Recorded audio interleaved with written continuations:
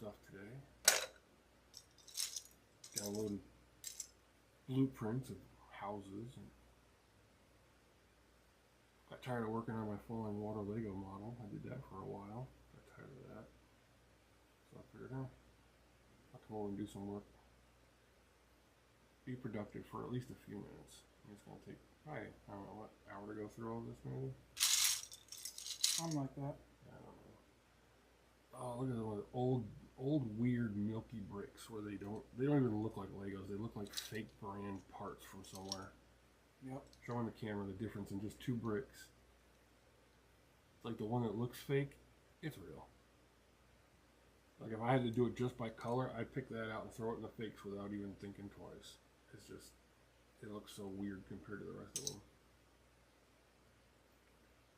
Now see, like that. Would you be pissed if you got that in an order with 50 of this color? Probably. Because it doesn't match anything. It's like, yeah, it's still a yellow Lego. There's nothing wrong with it. It'll work. But if you're trying to build... Doesn't match. Yeah, if you're building something that's going to be exposed, you can't use it. I don't know. I don't think I'd be pissed if I got it, but it would be like, yeah, I don't want that one. I would still just put it in a pile and use it inside something and forget about it, rather than put it inside of a build somewhere and not care. It didn't start right. Yeah. I don't know, there's a major delay. It actually cut off the intro. It's like, I don't know, like 3-minute delay. Started with us talking in the middle of the pile. Mm-hmm. Oh well, maybe next time. Thought you knew what you're doing over there. I started it, it said it was live, and YouTube itself didn't catch up. It's a liar.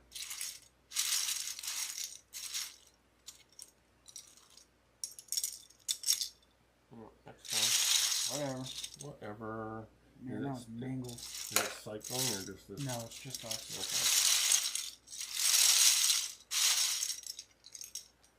Okay. Oh. Lots of losing. Yeah. So this is what we do for half a day. Just sit here, go through parts. Hell, everybody at the cellar does this. To some extent. It's not very interesting, I'm sure. No. But the buyers and stuff, they don't get to see this side of things. The sellers do. For all the buyers, and that's some of the groups and stuff that this stuff goes to are buyers and sellers.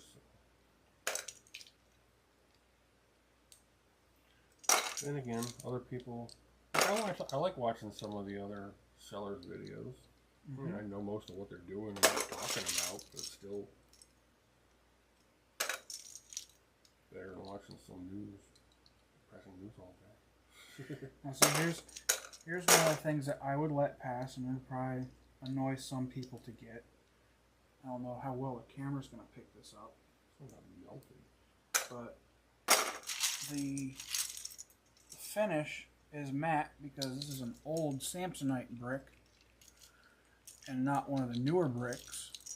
But when Lego took over, they got rid of the older SKUs and merged them.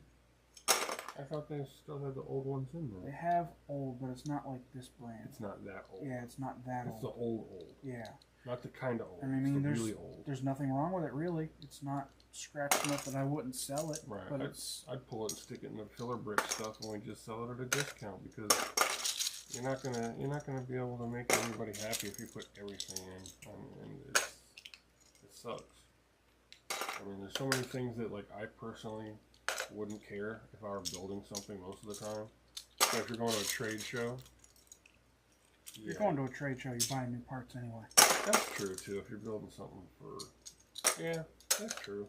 Unless you're buying specifically discolored parts for, like I do, color variant. Yeah, I'm working on a model Falling Water. It's huge. It's like 8 feet wide, and I have deliberately had to go around and deliberately buy off-brand parts because I want the color variations. I want there to be more than one light blue gray in the model. So I've got light blue gray, I've got old light gray, then I've got like 3 different brands of plates and tiles because every one of them is off. None of the fake Legos, well no, I don't want to say that. None of the fake brands match Lego perfectly. A lot of them are very, very, very close, like they're good enough. But when you're building a wall that's 30 inches long, you can see the color variation. Yeah, it's 30 inches long and 12 inches tall. You can see every discolored part in there, and it looks really good. I wish Lego would do something like that, where they would just make like certain parts that would be very common and like just weird off colors, because then you can have a lot of variety when you're designing and building stuff. How nice would it be to have 5 different colors of brown? No, they don't. They've got old brown that they don't produce anymore. They got the dark brown, which they don't produce much of, and then they've got the reddish brown. But what if you had like 3 more? Like, what if they took all the skin tones that they've got now and made them into plates? Just mass produce 1x1s to 2x16s in every brown color they have in the palette. That would be awesome. You could do some really cool custom builds at that point. I say take it a step further and do intermediates of each one too. Yeah, I mean, if you had 10 different browns, 10 different grays, it's gonna be awesome. 2 or 3 shades of white. Yeah, and they don't need to make every part, just the most common 10, 20 parts in those colors. Yeah, but whatever. I mean, if you look at a Lego, something that's built out of just brand new parts, it looks like it's painted. Everything matches. And if it's rocks or stones or gravel or grass, that stuff should be a little bit. I'm gonna do our mulch one of these days. That's gonna piss so many people off. I 100% plan on making Lego mulch. I might even sell it.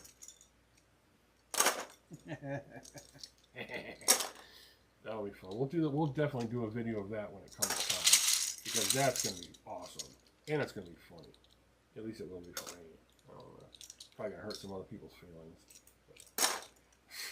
Hey, you're already broken. Yep. Lego mulch. Buy it by the ounce. We could do Lego water that way too. Get a whole bunch of trans parts. Grind them down.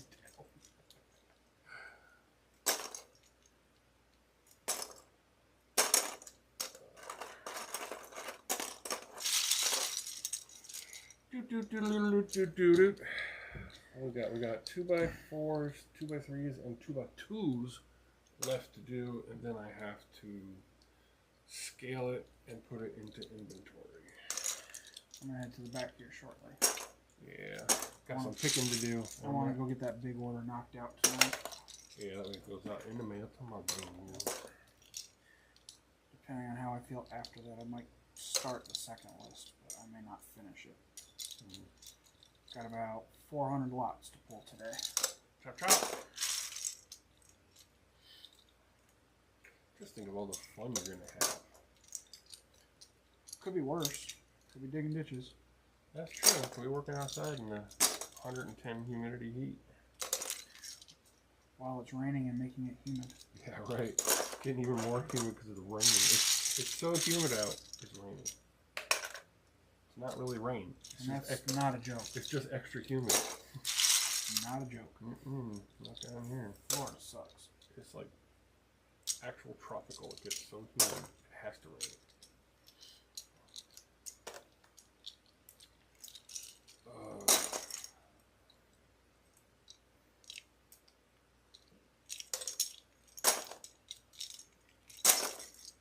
I'm about 5 to 1 right now. For every 5, I've got 1 bad one. I don't have that many. No, you're not 5 to 1. Look, it's not that Picked up 6. Got 2 bad ones, 4 good ones. Maybe someone's getting a little too picky already. Bite marks, deep scratches, they all come out, man.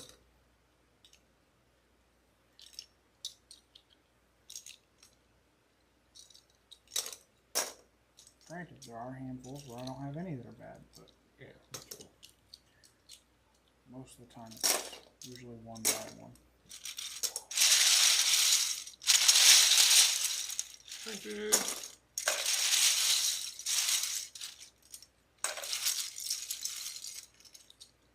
That sticker is not going to make it. That one's kind of falling off the edge really bad. Feel it. Trash it.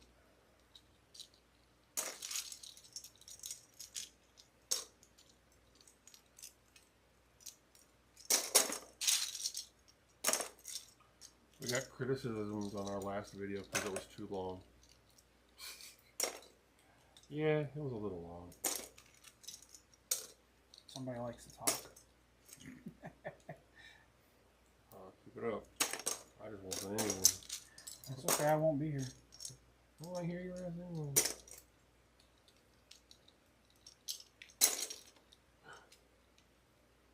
Wrong hole. Go backs. You're segregating the bricks. You don't belong here.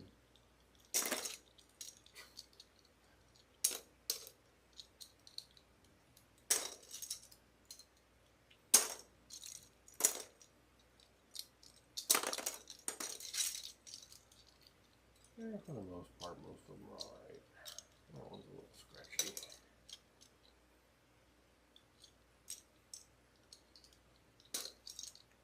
It's like that somebody's pulling these apart with pliers or something stupid. It's like, Probably Robert. no, I don't think. He uses his knife all the time. Yeah, but he's just wedging stuff apart. I don't think, these look like somebody grabbed it, crushed it on both sides with like legit pliers. I've seen 2 or 3 of them like that so far.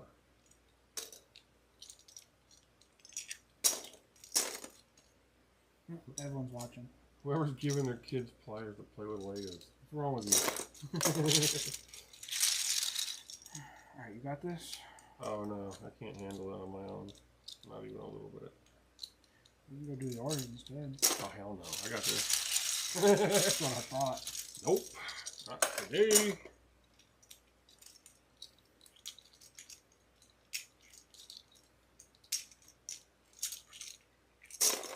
I got 12 job, Mom. Yeah, not anymore. Got about 2. Mm-hmm.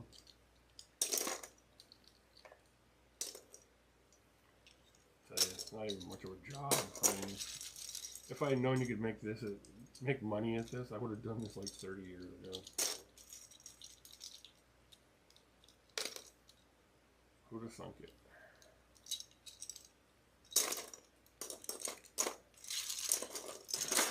Alright, I'm gonna call it quits. I'm gonna head to the back. Don't go having all the fun. Oh yeah. Gotta save some for us. Trust me, I'll save you some. You get to pack them. Now I can catch all your screw ups. Bye.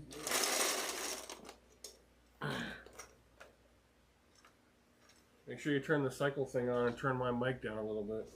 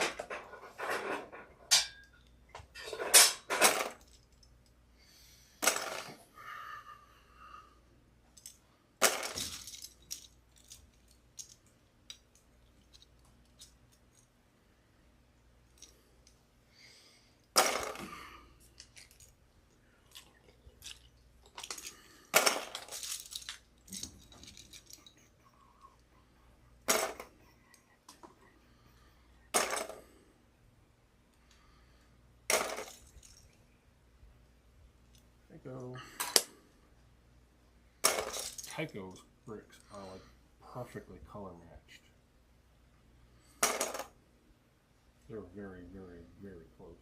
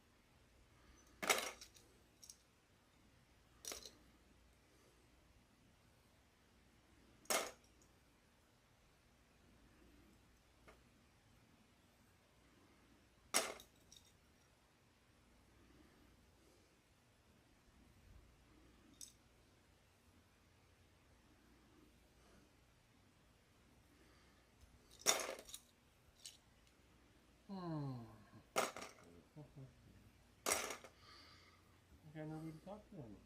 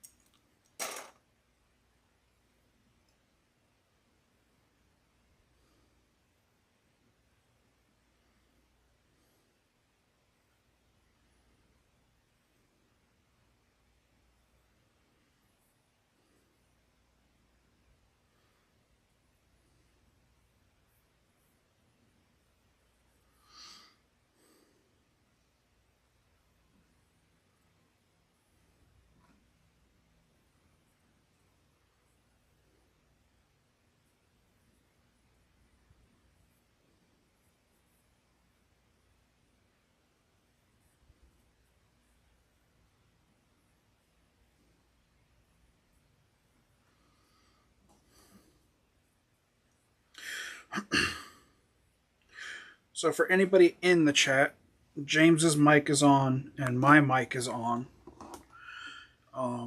He can't hear or see anything, but I'm monitoring the chat.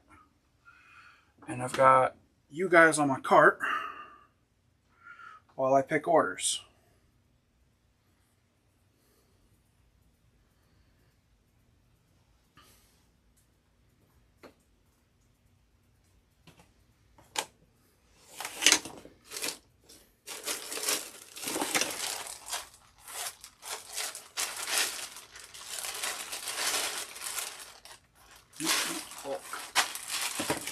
Unfortunately, our new is still set up with bulk down below, and everything's in bags, which I hate. But we're planning another upgrade soon, which hopefully will solve this problem.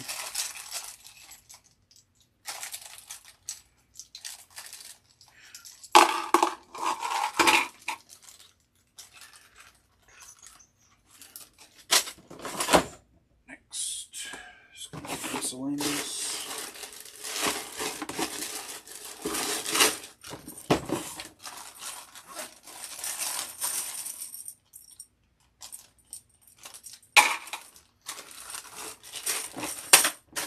And this part's no different than most people's systems.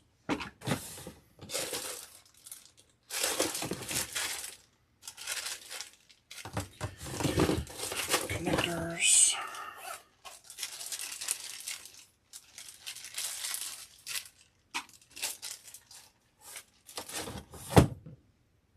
Check on me. I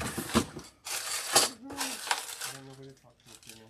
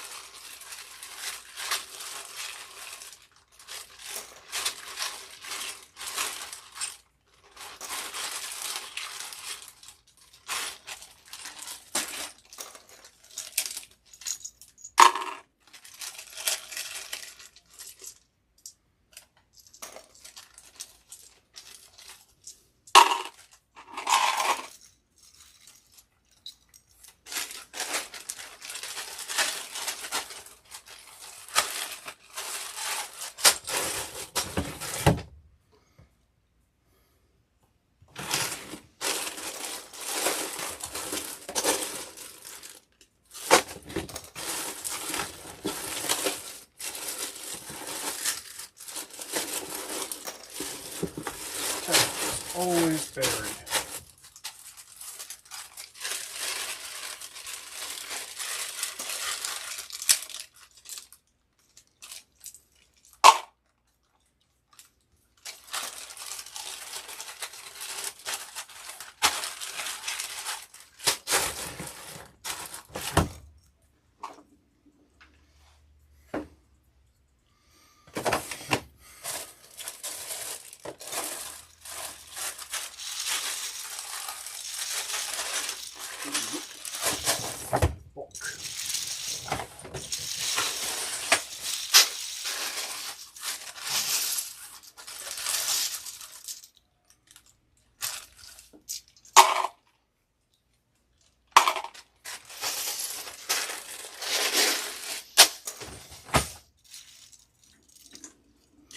Alright, that's olive new, now used. I'm actually going to turn you guys around.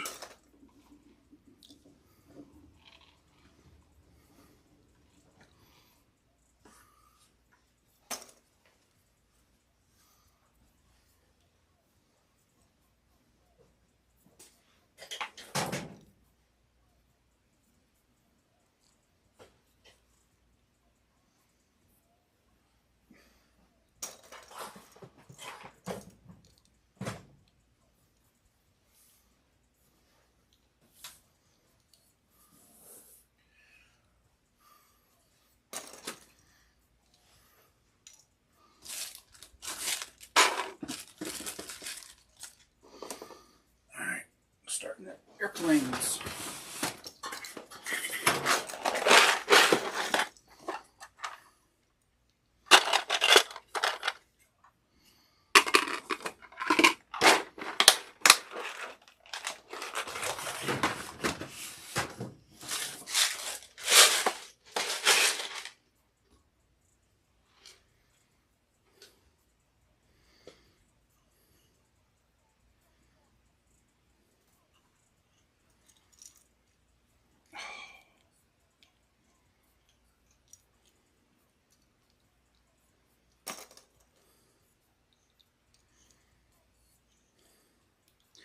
Just closed all my tabs.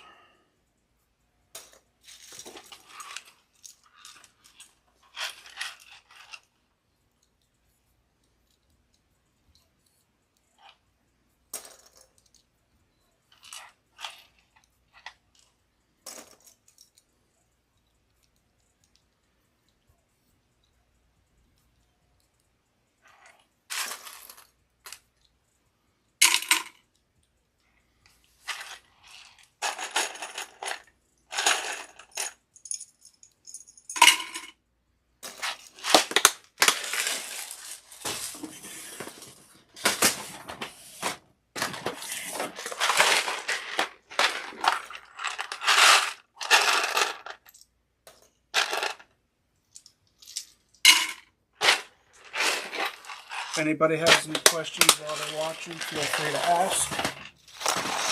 We've got people monitoring the chats.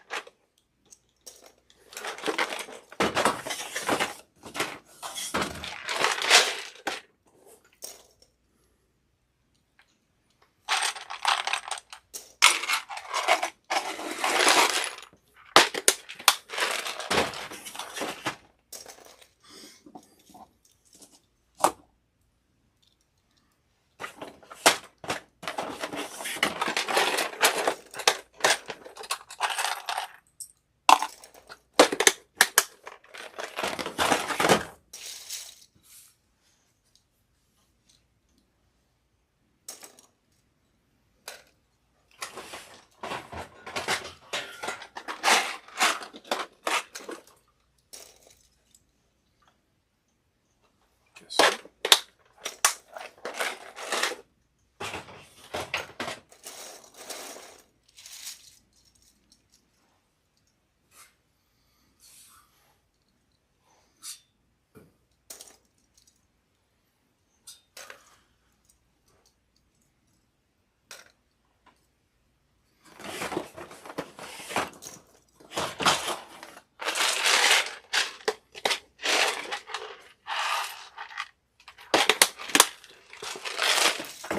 I know what that is.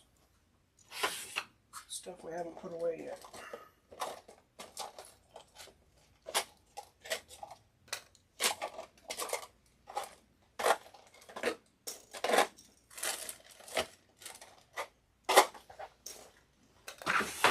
Why not?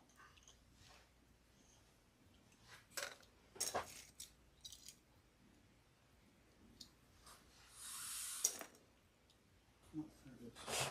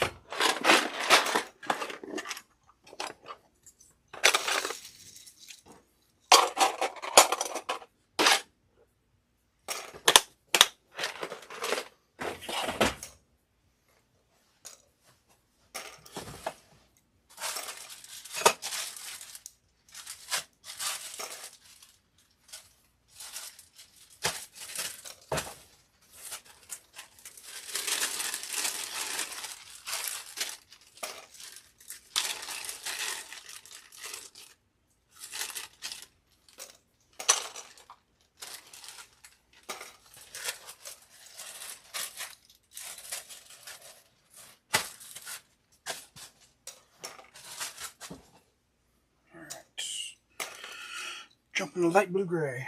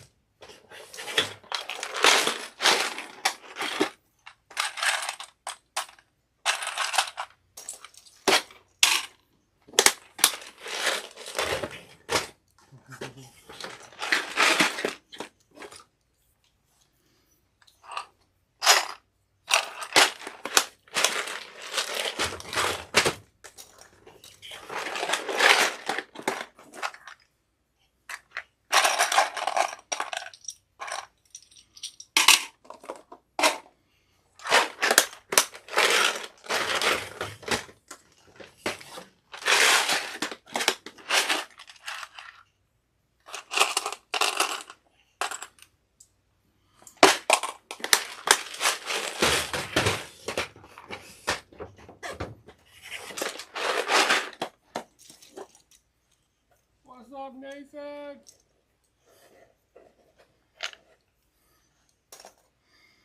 Working hard or hardly working? Nathan's in the house.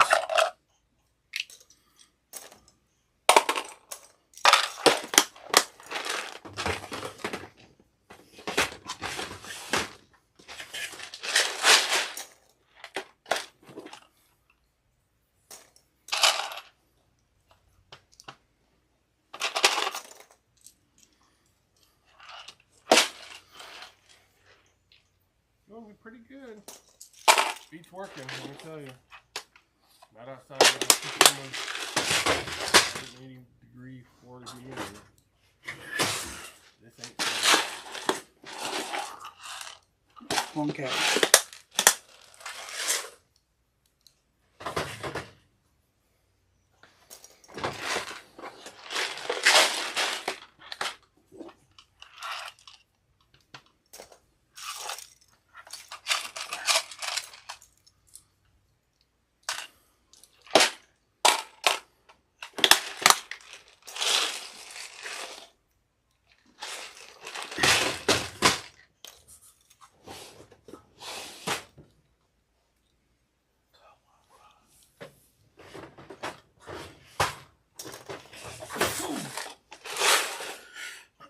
We're doing all right. We finally are up over 800,000. I don't know much about the OBS stream, but I've heard that it's good.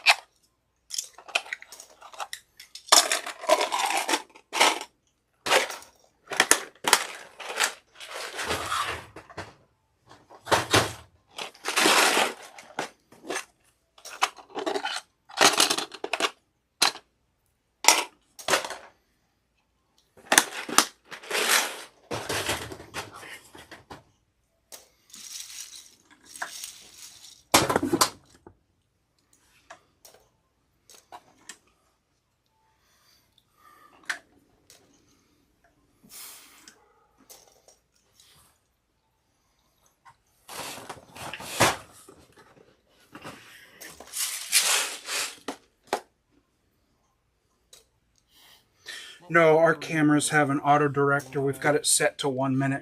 We can tell it where to focus and who to focus on, but it is all automated right now. I forgot what the other one's called. We're not using any of that stuff. I went online and bought a couple of the Logitech smart webcams.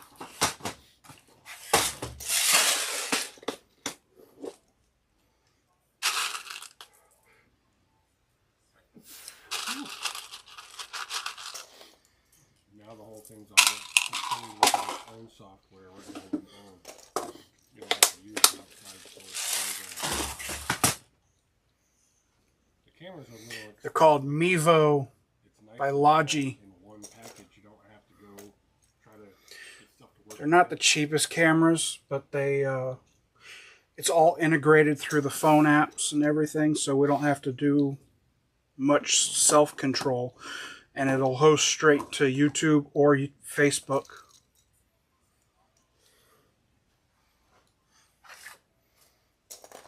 Comes in cylinders, containers.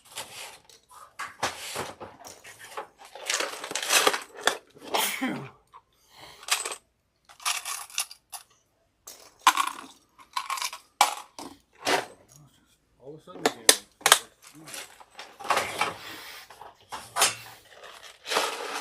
Oh, it's cocaine.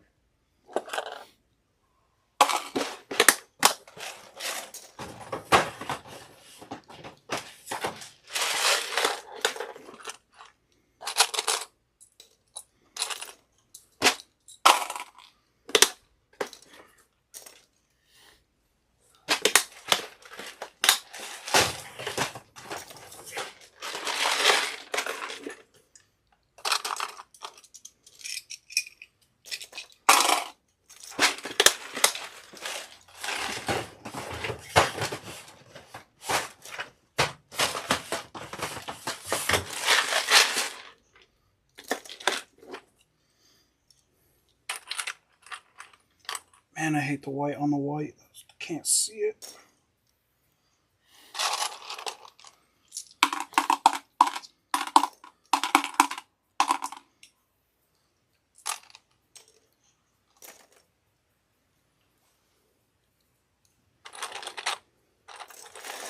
Oh no, I run out of 2x4s.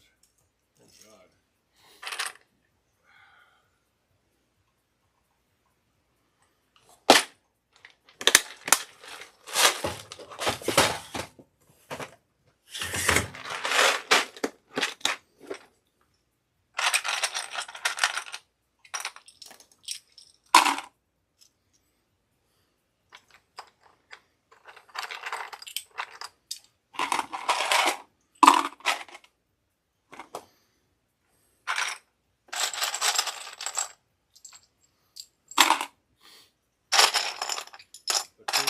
Cameras is you can just keep adding more to the system. It's just like adding another device to your Wi-Fi. It's nothing.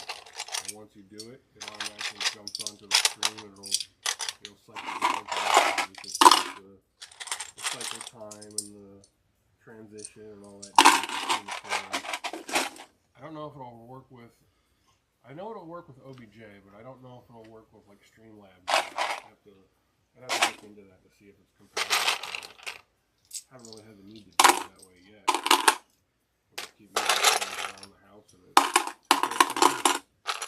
no brainer though, which is real nice. You don't have to think about it. You just turn it on, and they automatically connect and you just start recording. You just put it on the stream too. Right now you gotta get a paid subscription if you want to stream to more than one platform. I can stream to Facebook or YouTube.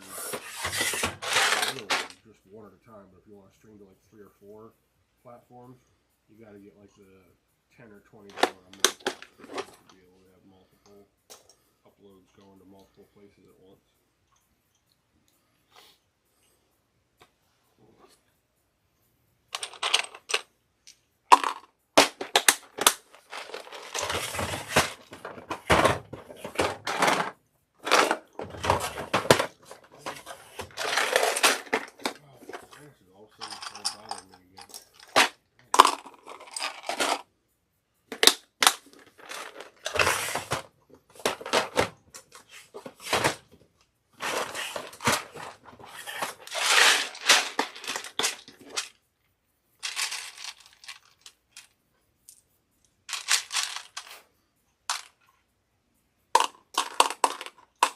Yeah, 2x4s are done.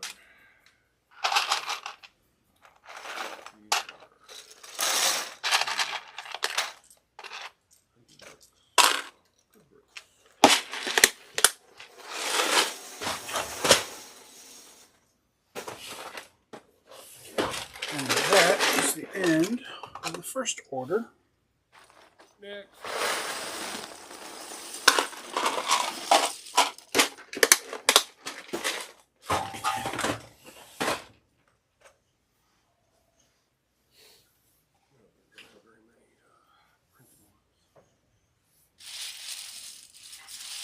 And out of shoe boxes.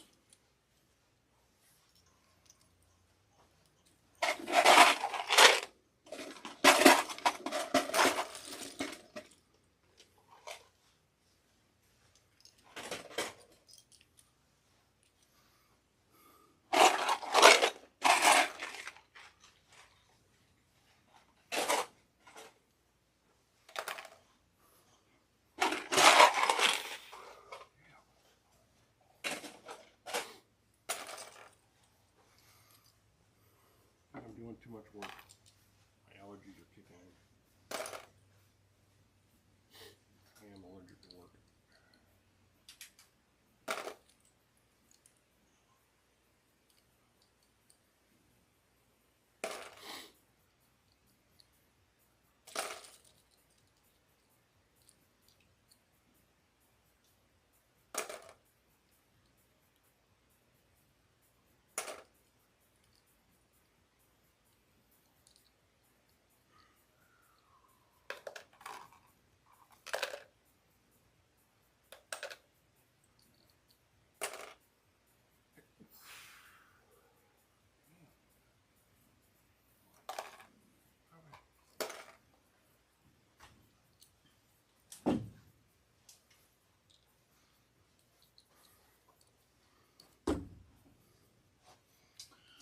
start setting up for the next set of orders.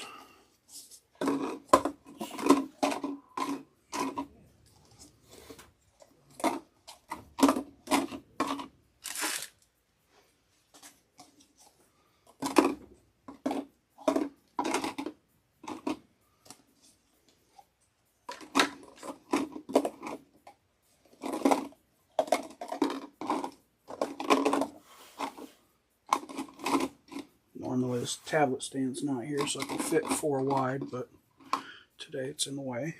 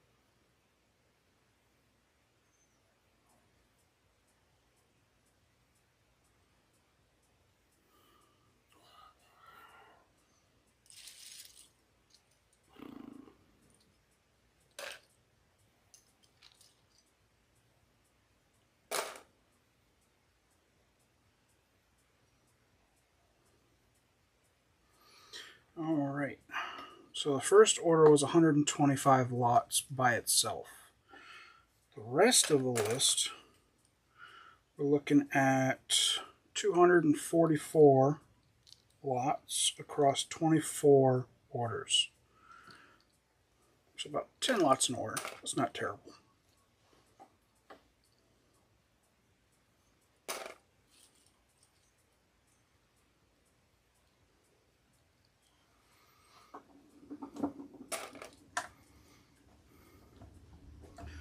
Now we go back to new.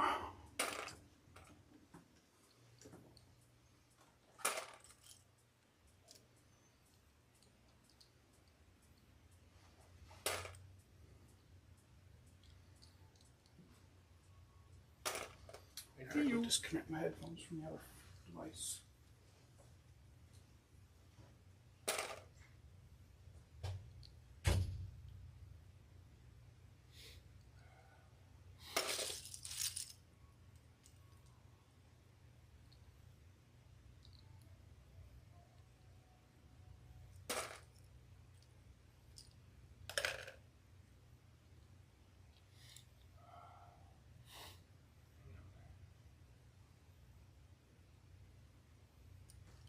Hey Google, turn on James sorting pin.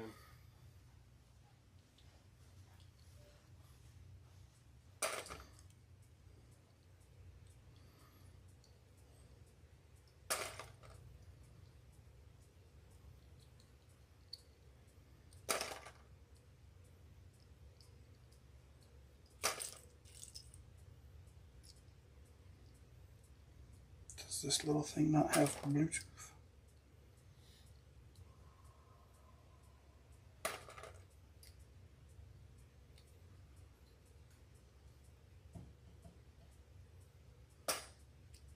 Yeah, it does.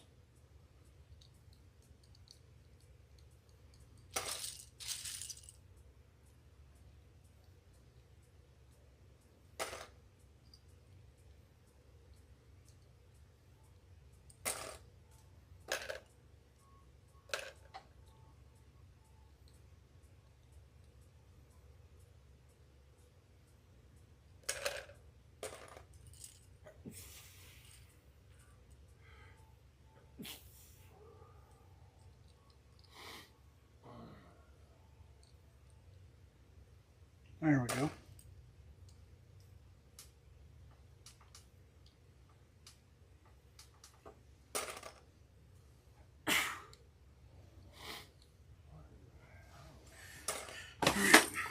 Back to work.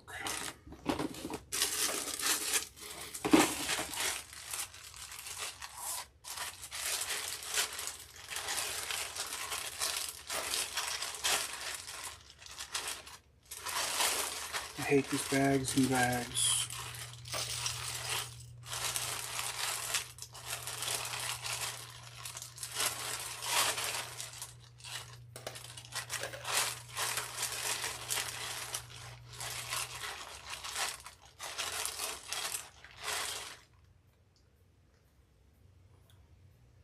Evelyn.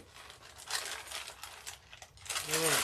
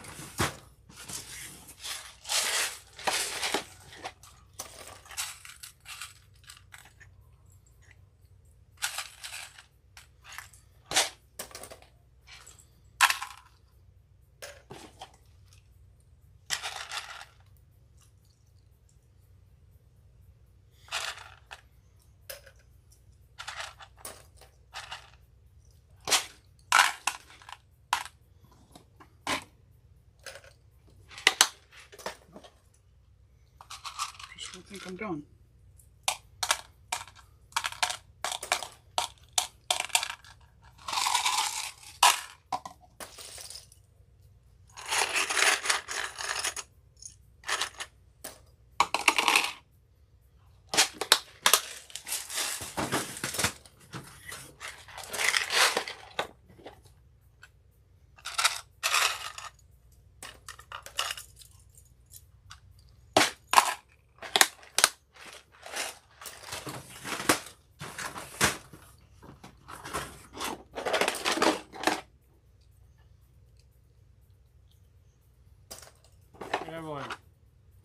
You got any better driller or anything?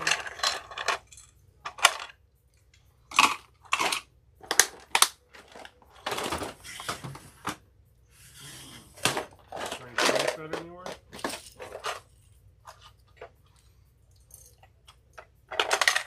That'll probably help.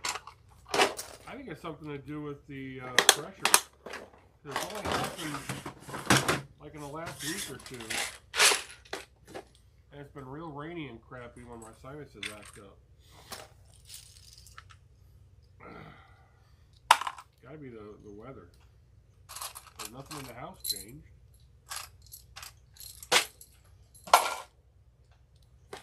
I'm over here doing too much later because I'm waiting for work.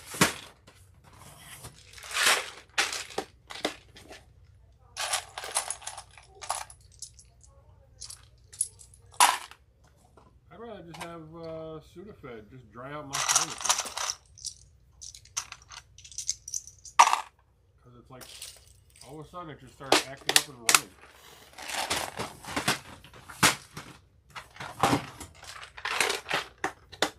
Yeah.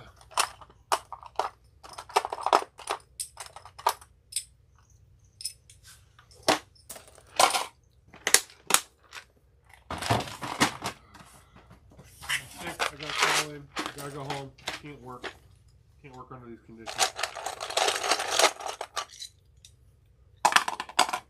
Thank you.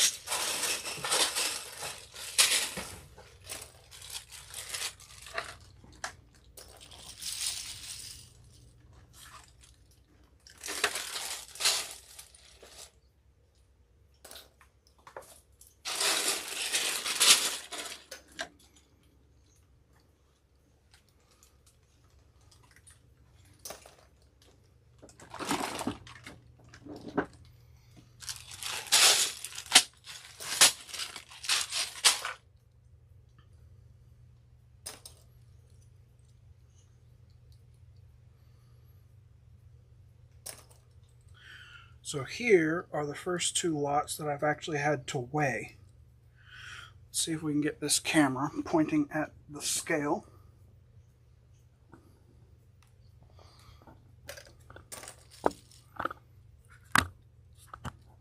Oops.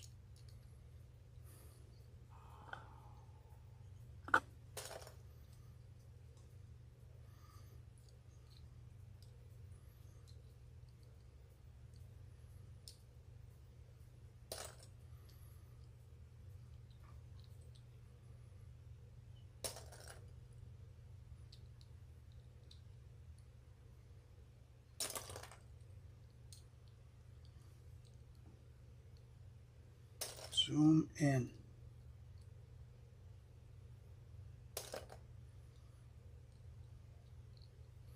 There we go. Now for our scales, we only get an option of 5, 10, and 25, 50, and 100 to weigh them. And because I only need to do 77, I'll weigh 10.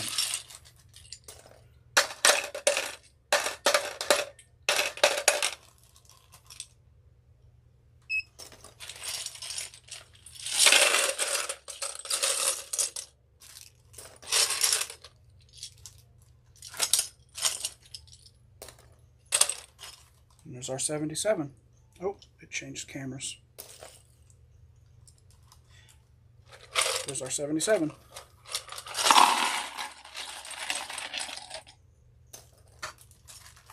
And these extras will go right back in the bin. And I can do my next one, which is 305 2x2 bricks. For this, I'll actually do 25 because of the quantity.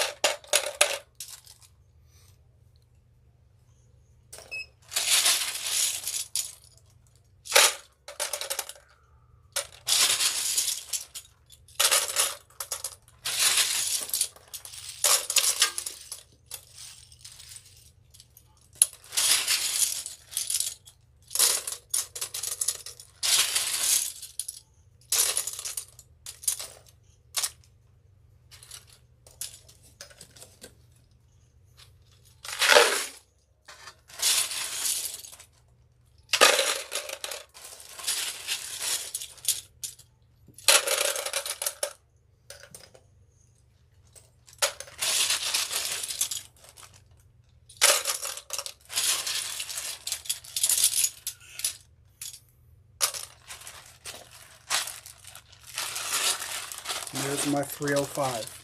I actually put 306. That way if there's one that's messed up or we didn't catch something, the customer has an extra one. It says that we're not supposed to have any left in inventory anyway, but I've got about 40 left. So those will get inventoried on the next round.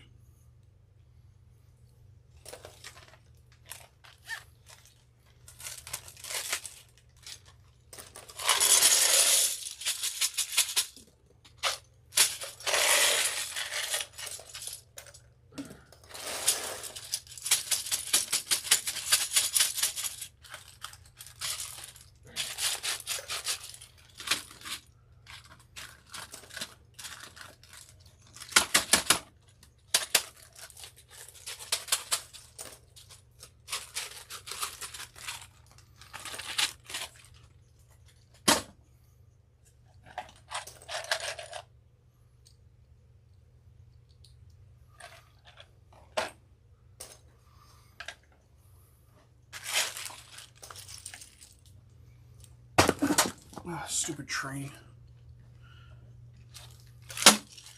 Alright, let's fix the camera.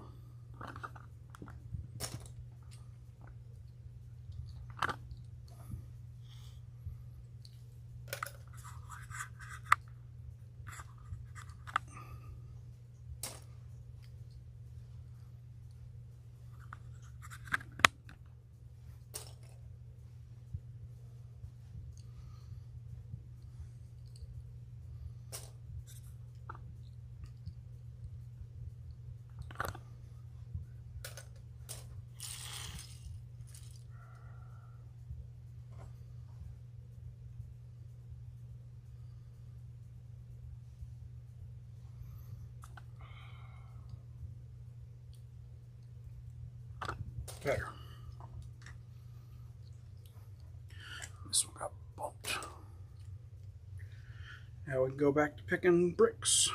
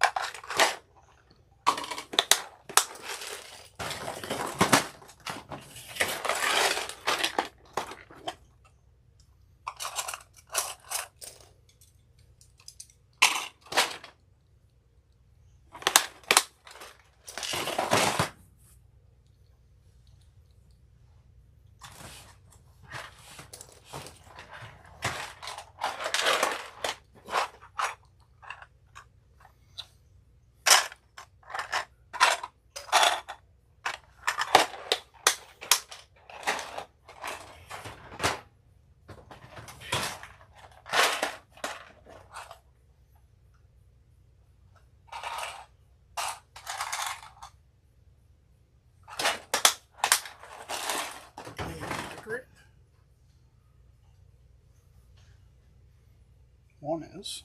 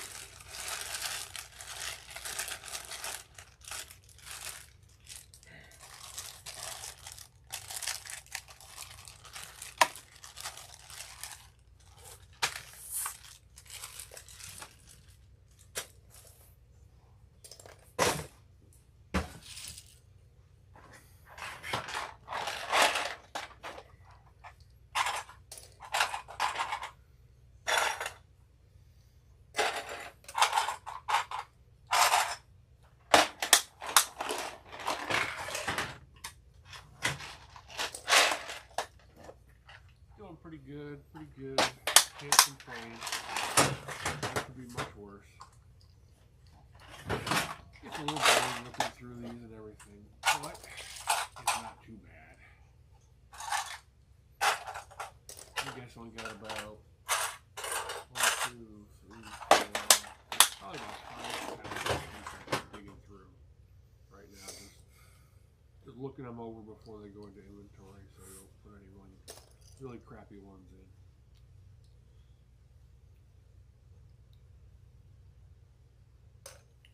How you doing? Is my mic on at all? Is my mic on? It's on, but it's really low. You can barely hear you. Okay, well. I'm trying to talk to people instead of texting, so might want to turn it up just a little bit when you go back there. Kim's on there right now. My first missing part. A missing part? How dare you? What'd you lose? Hero Factory part. I just don't know where it is. Oh. You just haven't put it away yet and you don't know where you put it? Put it away. I just don't know where it is. Should be in the red under Hero Factory.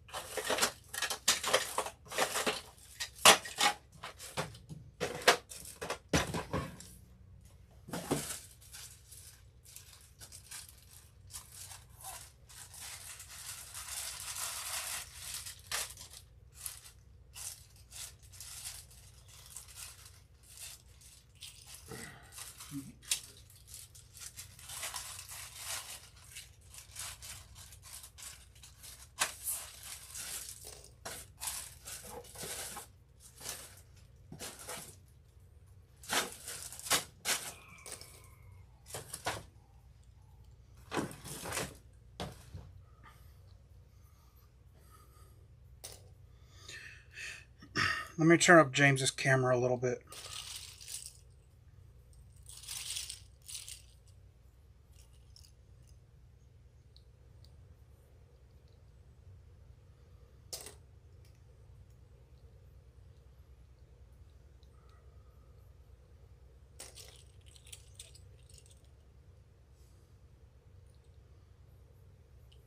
Can you hear me now?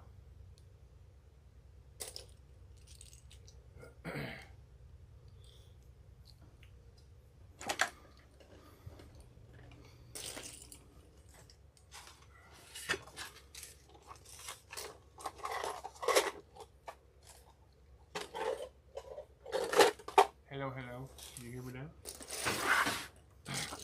We had my camera turned way down on the volume because we figured this was going to get annoying eventually hearing all the clacking, but Alex has it on his end too, so I guess it doesn't really matter too much either.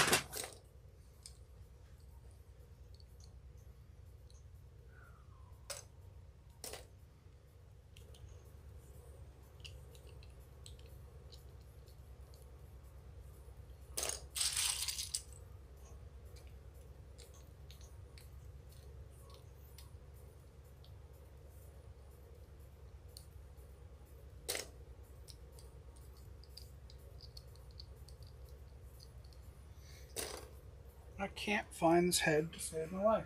Where the hell did it go? Well, that's good. Hey, Kim, do you have your store back open? I hope you do.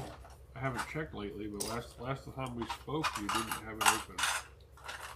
Is everything going better and you got your store back open yet?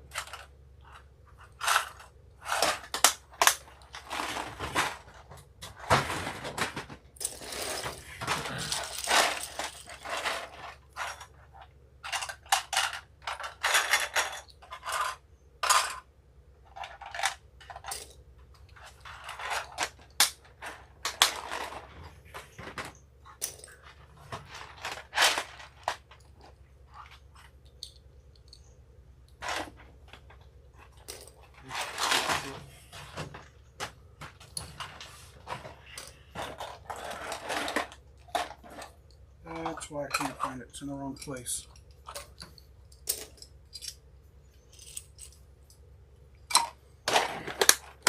All this organization and stuff still gets mixed up.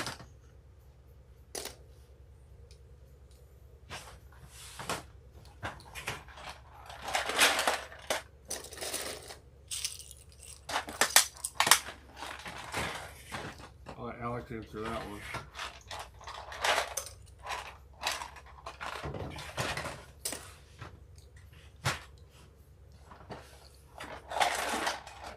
He must not be paying attention. I think she moved out of Colorado. She was living in that town that all the crazy Jessica's kind of a sore people topic. taking over the city. Aurora. She was living in Aurora, so they moved. She's doing okay, I guess. I don't talk to her much. Alex said she went to South Dakota or something.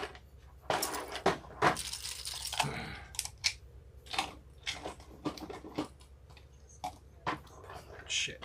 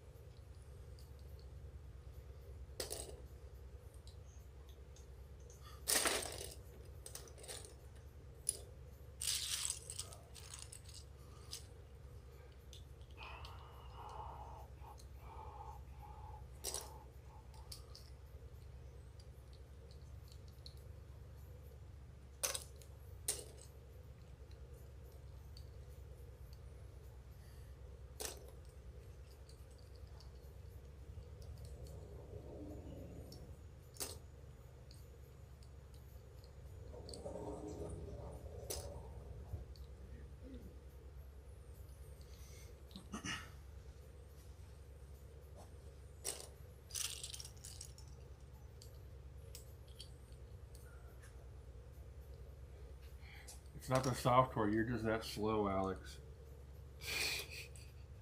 It's not the software or the delay, it's you.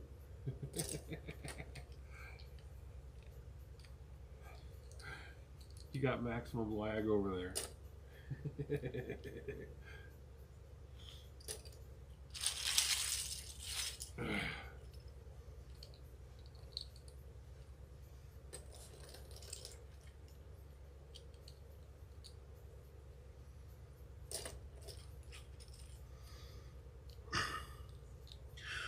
Hopefully we won't talk over each other now.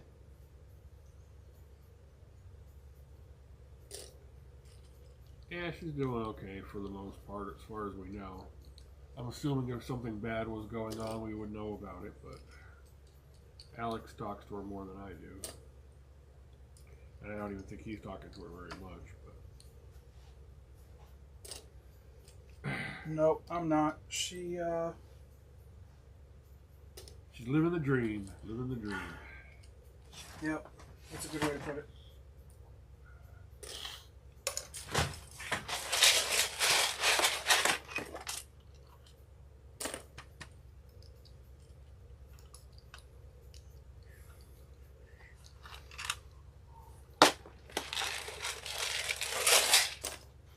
How's your mom doing? Because you were taking care of her for a while there. She doing all right?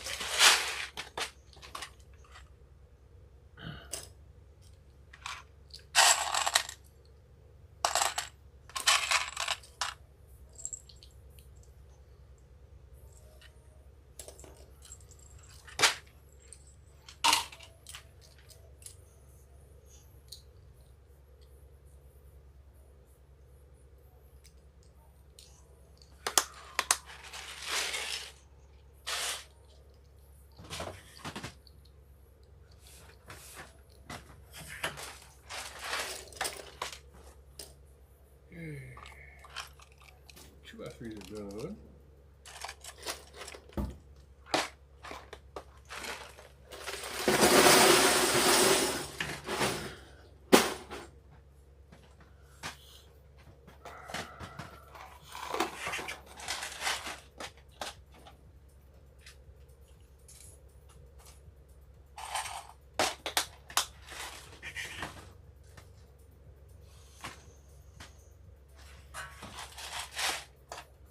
Just like me.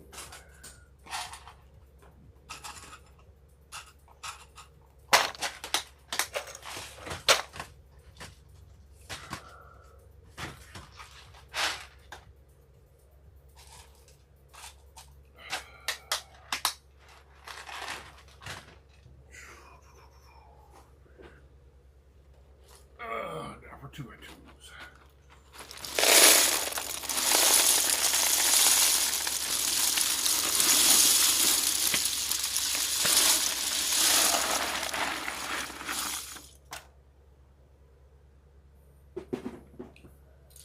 Oh joy. Big cups.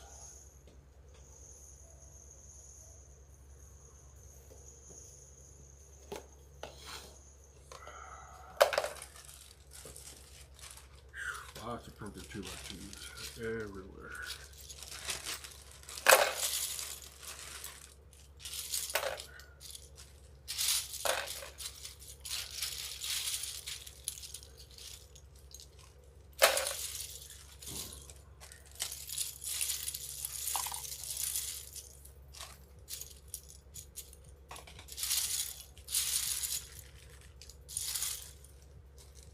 Not exactly a print.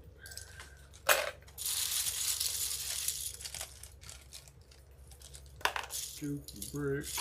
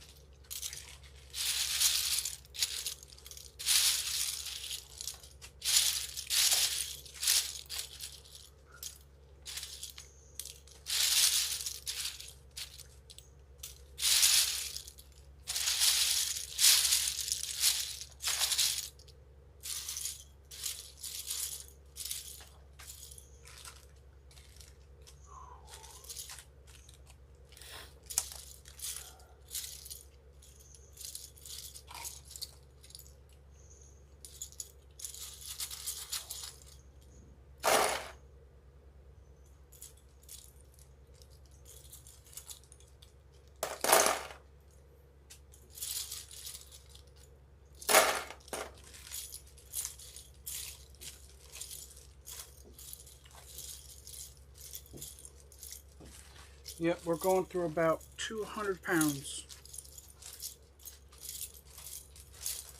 I think we got 55 pounds of just bricks.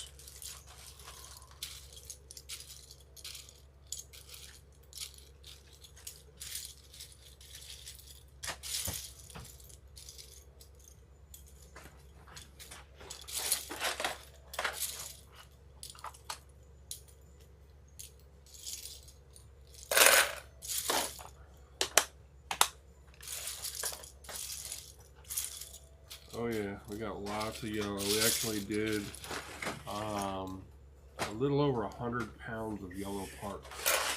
And out of 100 pounds, this is right here, the 2x2s. We've already done all the other sizes. These are 2x6s, 2x8s. Those are the larger ones. The 2x4s and 2x3s are on the floor. We already did those.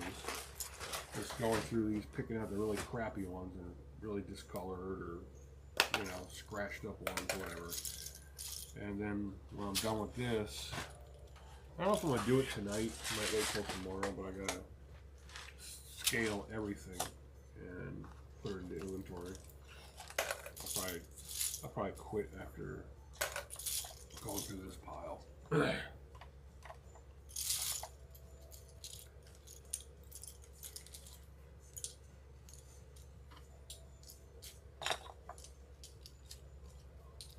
Yeah, we do like about 100 to 150 pounds of one color at a time when we sort everything.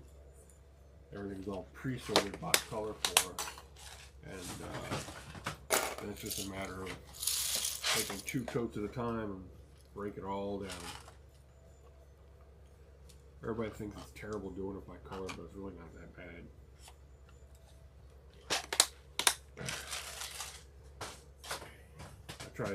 I tried sorting about 10 pounds of parts by parts category.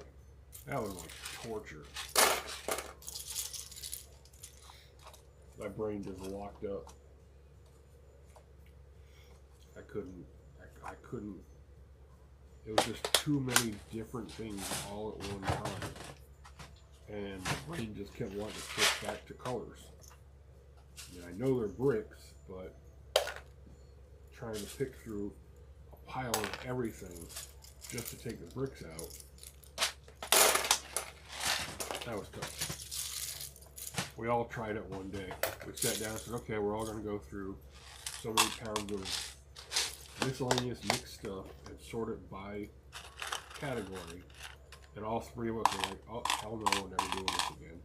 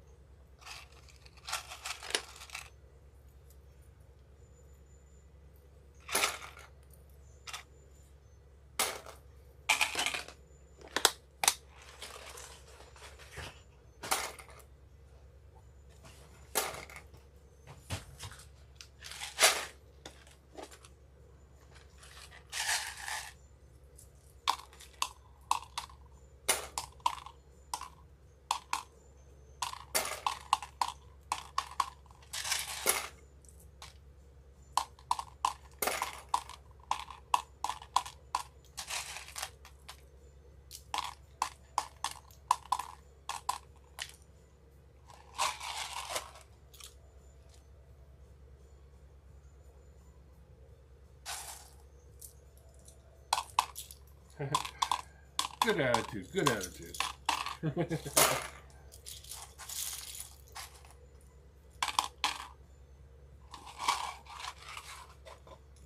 So did you get your store back open? I didn't see if you I didn't see you comment on that. Is your store open now? I know it's closed down for a while.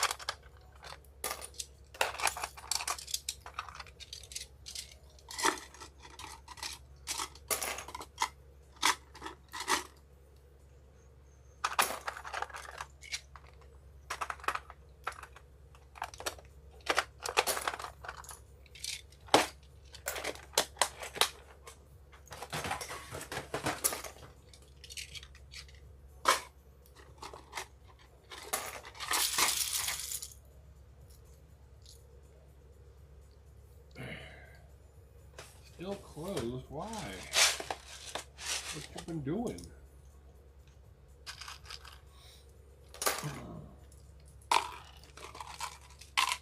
Move Northeast Texas back to our hometown. Ah. Are you still taking care of your mom? I think that's what was going on last time. You'd left and you were taking care of her. How's she doing?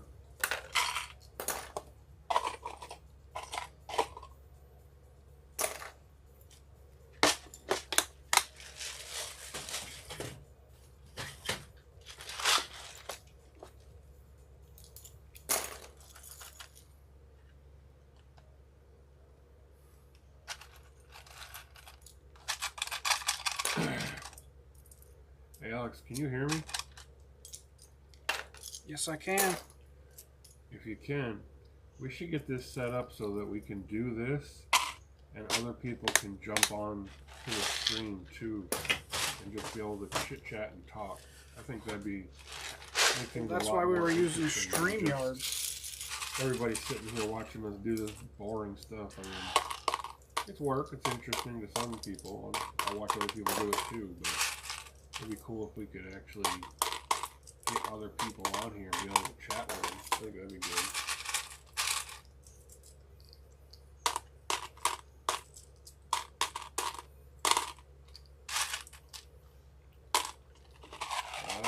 Gonna build a building. That's a cool idea. Something on the property, I would assume. It's a good idea. We'd like to do it too. We've got the property to do it, but with all the inflation and prices going up on painting and materials and stuff now, it's gonna cost almost as much to build a shop as it would to build a house. It's getting ridiculous. So maybe we'll wait for the economy to kind of calm down a little bit and get back to normal, hopefully at some point, and then invest in building a workshop / warehouse building toy factory next door to right next to the house. So we've got the lot next door. It's a full-size lot. We can build up to a 3,000 square foot workshop on the property if we want. That's pretty big. 3,000 feet's a pretty healthy size. And I think we could go vertical with it too. They said we could do 3 stories, up to 3 stories in this residential area. That's big. I don't know if we can have 3,000 square feet, 3 stories tall, or we have to build something that's 1,000 feet or 1,000 square feet, 3 stories tall. I'm not sure what they're. Got to find out about that, because in theory, if we could build a 3,000 square foot footprint and go 3 stories, that's a 9,000 square foot unit. That's massive, and I don't think we'd go 3 stories. We'd probably just go 2 stories, but still, that's 6,000 feet if we can get away with 3,000 feet on each floor.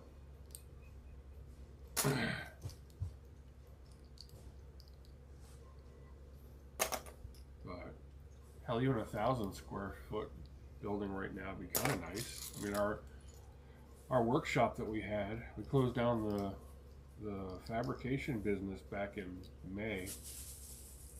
They sold the property and all the buildings again for like the 3rd or 4th time since we've been there. And the new property owners were coming in, and they were taking. They didn't care what your previous lease was. They were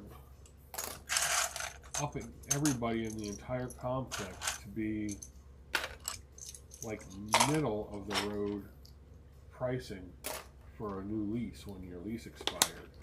And ours was going to go from $2,500 a month to $4,500 a month.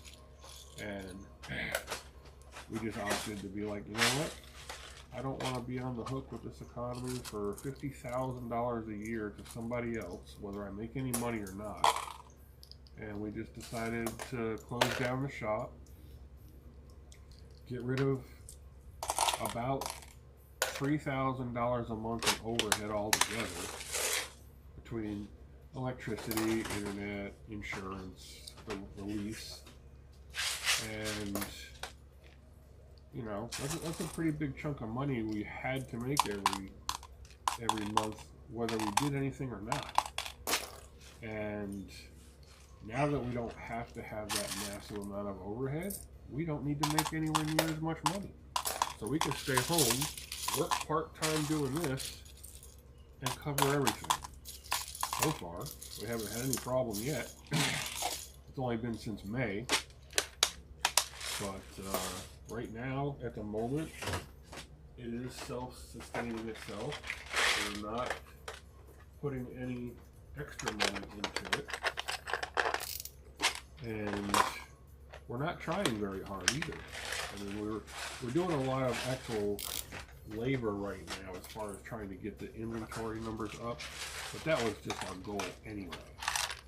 Our prices are set where we like them to be at the moment, and our orders are coming in. We used to have a huge sale on the store before, and parts were moving a lot faster, but that's when we needed twice as much money a month. Now we don't need as much money, so I don't care if we sell as many parts. I'm happy keeping the stuff in inventory and selling it at a realistic, you know, price to everyone, instead of trying to cut our own throats and blow out parts just because we need to have the income flowing. So we're able to slow everything down and keep going nice and steady. Right now we're probably only working 40 or 50 hours a week combined between the three of us. And everything seems to be going pretty smooth. We can still go out to dinner once in a while when we want to, and all the bills are getting paid, and we're obviously not starving to death, so I can't complain at all. I mean, I will complain, but you know, rich people complain, they got rich people problems. Well, I'm not rich, but I got my own unique problems. But they're definitely pretty minimal compared to a lot of people. Yeah, I'm sure. He's got a lot of problems.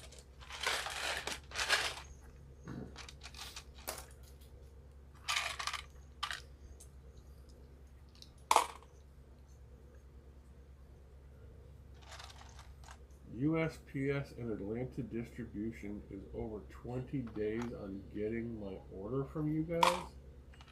How is that even possible? They must have lost it, dude. Joseph Tillman. I'll have to look up your order. What day did you place the order? Or what's the order number? If you can put it in the chat, I'll look it up real quick. Yeah, they must have lost it or something, or delivered it to somebody else. Did you call the post office and talk to them? Because that's kind of the first step, is contacting them, giving them the tracking number, and then they'll put a trace on it. And the cool thing is that I found out, I don't know if Joseph, if you know this, but our local mail person, the one that comes to the house, they had misplaced one of our packages. Like it was delivered, but it wasn't delivered here where it was supposed to. And once you put a trace on it, they actually have GPS location on the vehicle. So when the barcode is scanned for your package, if it wasn't delivered to your house or office, they can still pull up the tracking information and the GPS information of the scan and tell where the package was scanned. So I'll have to look it up. No, they consolidated everything. I'm looking at the order right now, and I know for a fact that I packed this one and it went out. Basically, then it's not just the post office in general. It's your local post office that's dragging their butts. Is that right? Oh, that's terrible. Yeah, where do you say it was? Atlanta? Yeah, that would make a lot of sense. Atlanta's horrible. Tried driving through that place in the middle of the day. No wonder that you guys don't get mail. I've gone through the I-75 or I-9... I-75? Yeah, I think we took I-75 through there a couple times. Oh my god, what a nightmare. I think we went 95 once or twice too. It wasn't any better.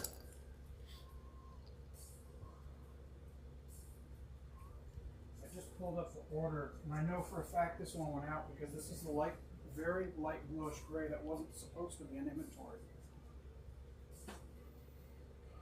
What's that? Oh, he got the light blue, the very light blue parts. Yep. Oh man, I could send you out another package because you only ordered like a dozen pieces. The only thing we won't be able to replace is the cape. Yeah, so we got another one. Says we still have a second cape in inventory. That's from the time of the order. Oh, well, we'll pull up the part number and we look around. Let me check our inventory and see if we still have that cape. If the cape didn't sell, then I could actually recreate your whole order and send it to you again. Maybe send it. He says it's gone back and forth to Nashville, Tennessee twice. Jeez. Oh my God, that sucks. Yeah, dude. it got lost. Yeah, they don't know what they're doing. We had that happen once to one that went to another country. Yeah, dude, I had one that was going to somebody in the military service overseas. And it wasn't Guam. I think it was. It was some weird country. I don't know where it was going. But Pacific. Dude, it bounced around between. It went to Africa, and it went to like England, and then it went to like Germany, and then Denmark. It was like all these weird countries that they were tracking it. Like, what are? And he finally got it. It took 3 months for it to show up, but it did get there. He actually sent me an email. He's like, dude, you're not gonna believe this, and took a picture of the package. It was like it got run over by tractor trailers. It looked like it had been somebody pooped on it. It was crazy, but he actually did get the package, but it took months. Hey, just drop the part number in the search. I gotta go back and look at the part numbers. What it is. 56630. Let's see if we got 5. Where's your keyboard? 56630. Store inventory search. 56630. Yep, we still got it.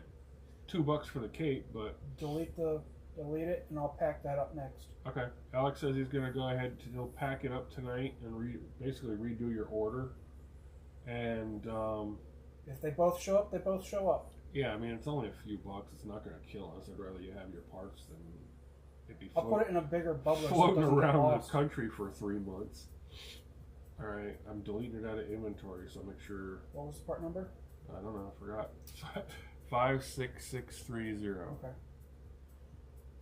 I'll just duplicate his order. I'll go do it now so I don't forget. Okay. Cool. Yeah, Alex is gonna go take care of it and pack up another copy of it. 4 months ago. That's crazy. No, dude, it's okay. It's only a few bucks in parts. I don't care. I'd rather you have your parts than be out the money. That sucks. I mean, I've gone through this where if I don't have parts for something, and it may not even be important, but that's not the point.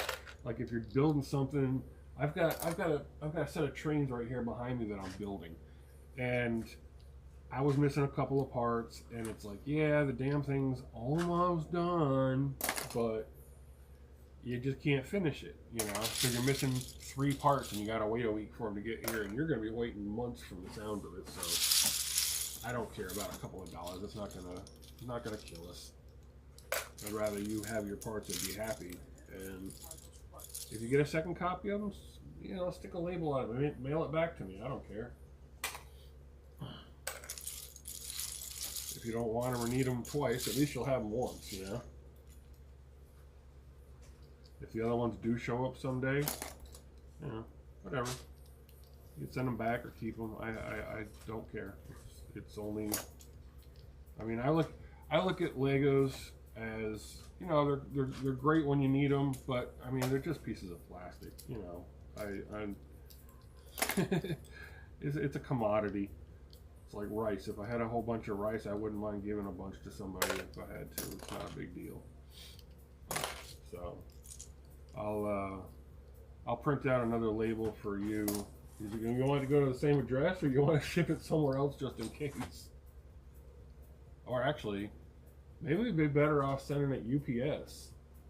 That way you're not dealing with the post office. Because if it just goes post office again, who knows what the hell's going to happen to it. I can send it UPS. It only costs I don't know, it costs like $2 or $3 more to send it through them, but At least you'd have a different service. You wouldn't be depending on the post office. That's probably the actual problem, is the post office. Did those bags of plates get left up here? Because I don't see them in the back. I don't know. I haven't seen them in a while. I think they're in the back. I didn't have them up here for anything that I know of. I think I brought them to you when those sold. Maybe they're over on the desk over there, the computer desk.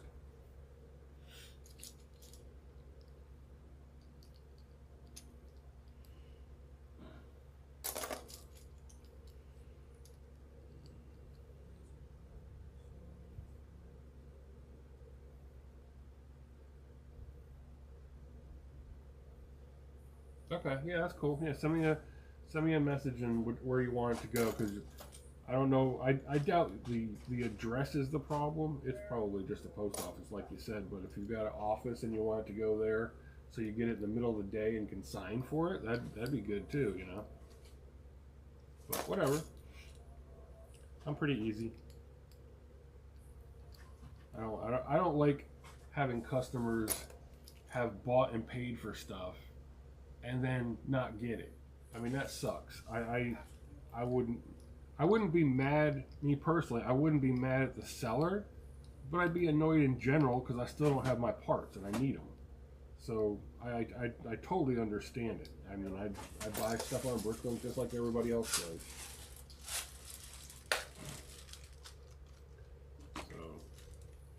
So I try to look at both sides of it, you know. As a seller, yeah, I didn't do anything wrong. I don't care about your parts, whatever. Deal with the post office. But as a buyer, it's like, yeah, but dude, I need them, you know. I get it.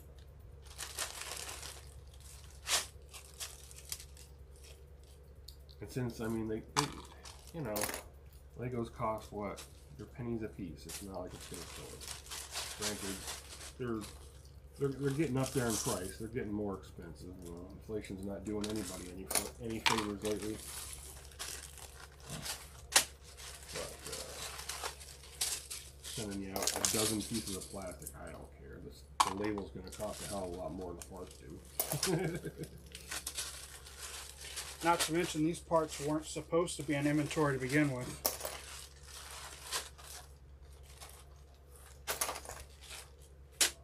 Is the volume okay on the microphone? Because, I don't know, the camera's probably about 4 feet away from me, and Alex has the volume control in the back with him, so I can't tell how loud it is. I'm not listening to myself.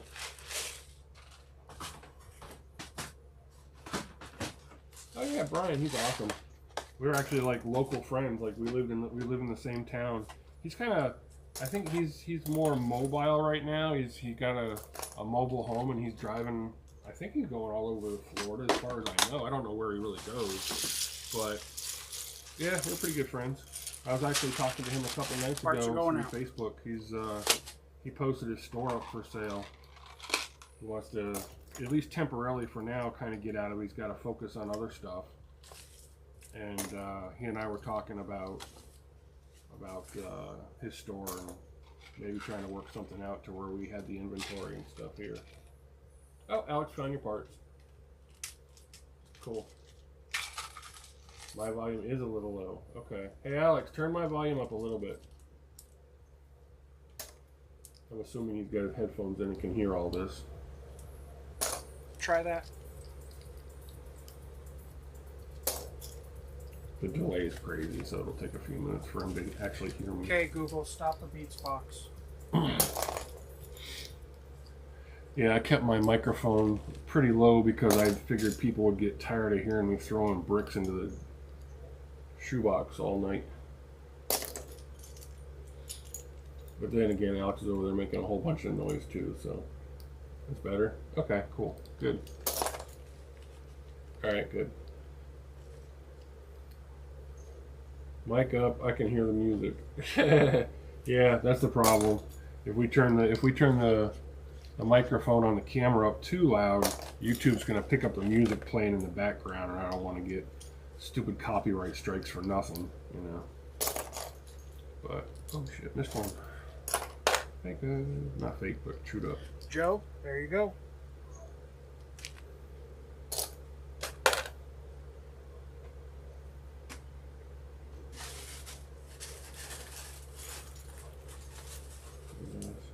We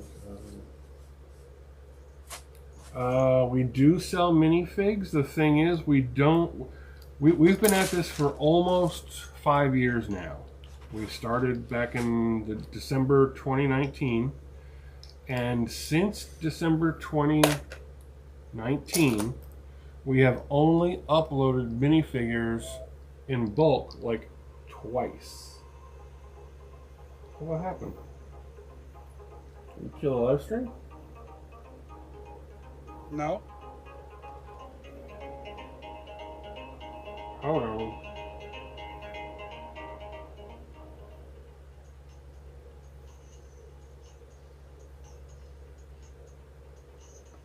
My phone dropped out of... Yeah, YouTube music kicked over to my phone. There we go.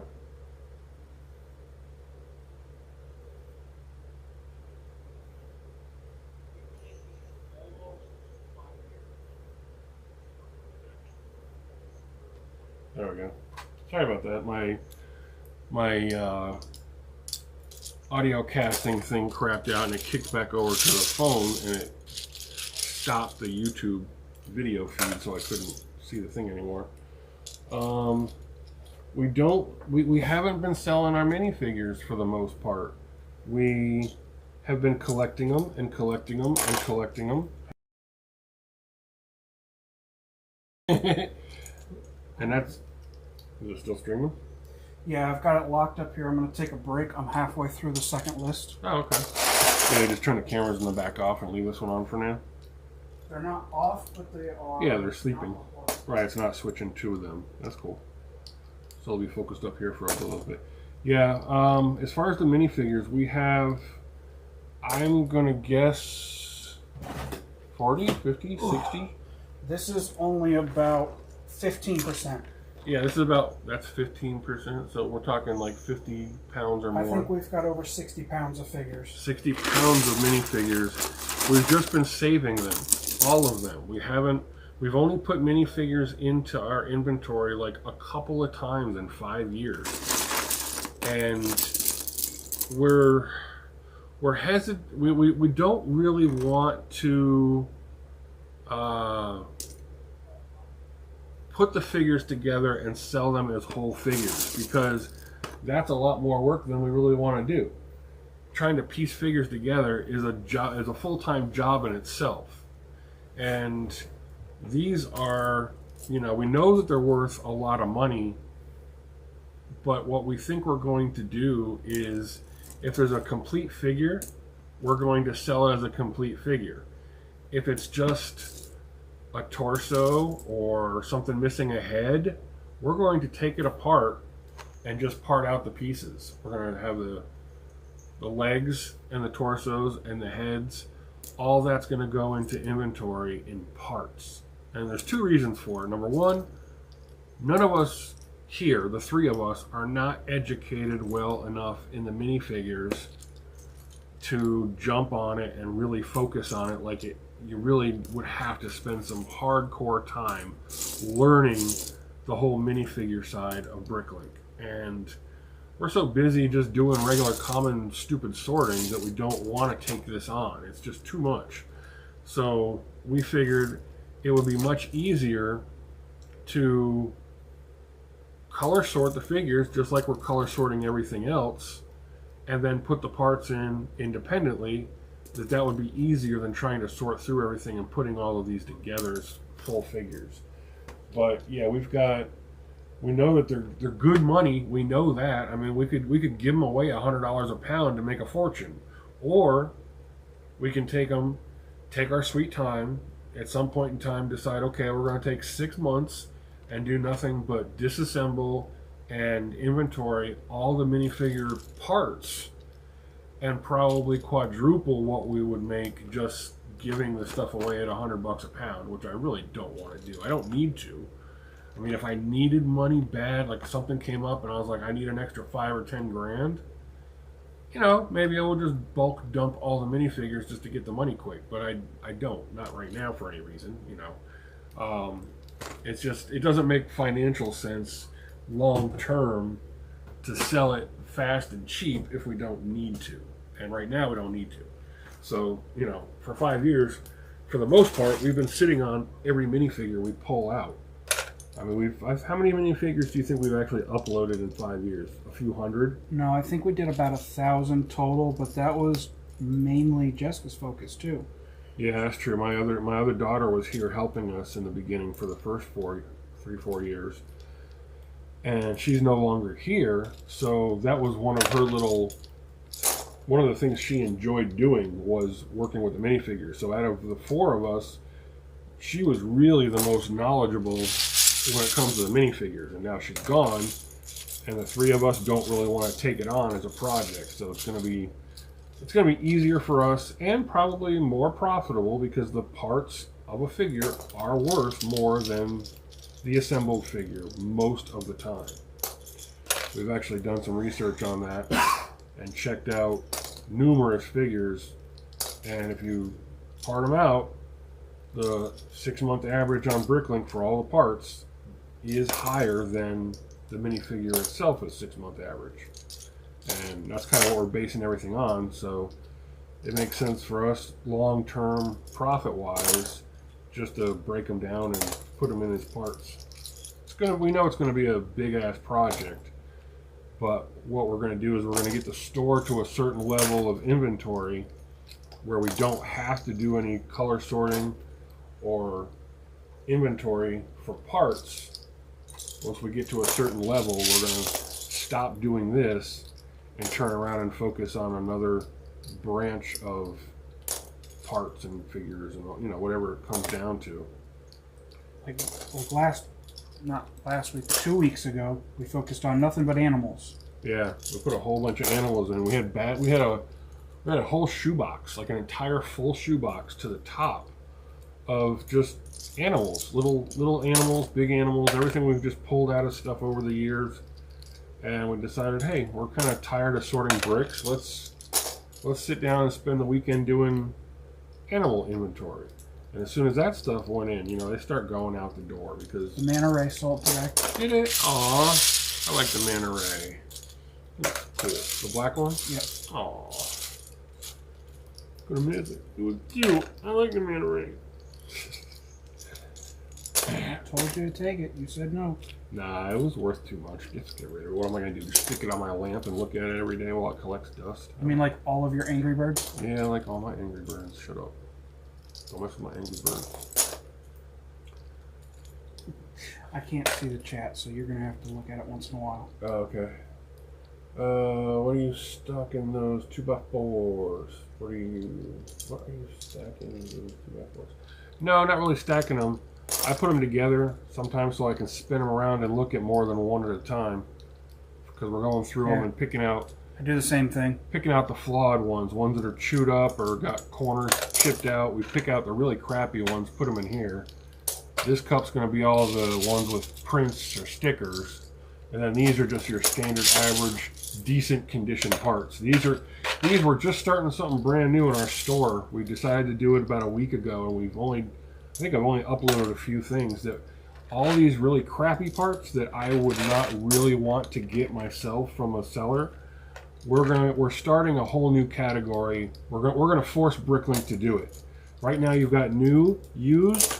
We've created and we're starting to use scratch and dent, and we're going to put additional lots into our inventory of a part like this for scratch and dent. So if you've got a whole giant mock and you're gonna bury 5,000 bricks underneath a bunch of plates and crap that you'll never see again in your life, you'll be able to buy this stuff cheaper than this. There's nothing wrong with it. It's just ugly. It's not stuff you would want to see on the outside, but why pay top dollar for stuff that you don't care about? You literally don't care. I mean, you could be shoving pieces of wood on the inside of some of these things and nobody would ever see it.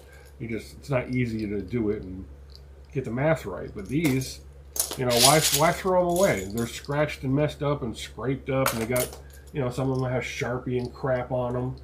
So it's like, you know what? We should just do something smart. So we're kind of inventing a whole nother. We're gonna make Bricklink add it to their thing eventually, because we're gonna do a lot of it. We've got how many pounds of scratch and dent crap parts do you think we have in this house right now? 150, 200 pounds of just, you know, messed up parts that they're not so bad that you're gonna throw them away. They still work. They're just ugly. And so we're gonna go with the scratch and dent / filler brick, and hopefully, I mean that should be something that Bricklink should do, because it doesn't fall, you know, it does fall into the used category, but you're going to need something else to define it, like really used or overused maybe, or just filler brick and scratch and dent, whatever. So yeah, we're going to be... Do they fall apart? I'm not pressing them together. You just touch them, they come apart. Throw them in a drawer, they'll fall apart. But yeah, we're just going through picking out all the crappy ones so that we can hopefully not annoy too many customers. We've been doing pretty good so far. I still think we're like really at like 100% feedback in our thing as far as everybody's been happy with the quality they've been getting. We try.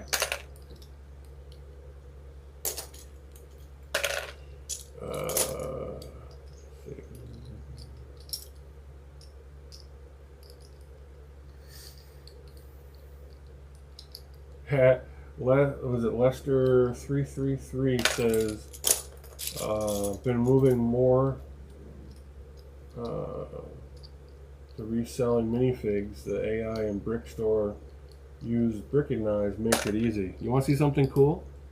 I'll show you something cool. We showed this on the live feed that we had the other day. Nobody really knows about this yet because we haven't made it all that public. No, you've been keeping it. Yeah, I've deliberately been keeping this a secret. I will admit that.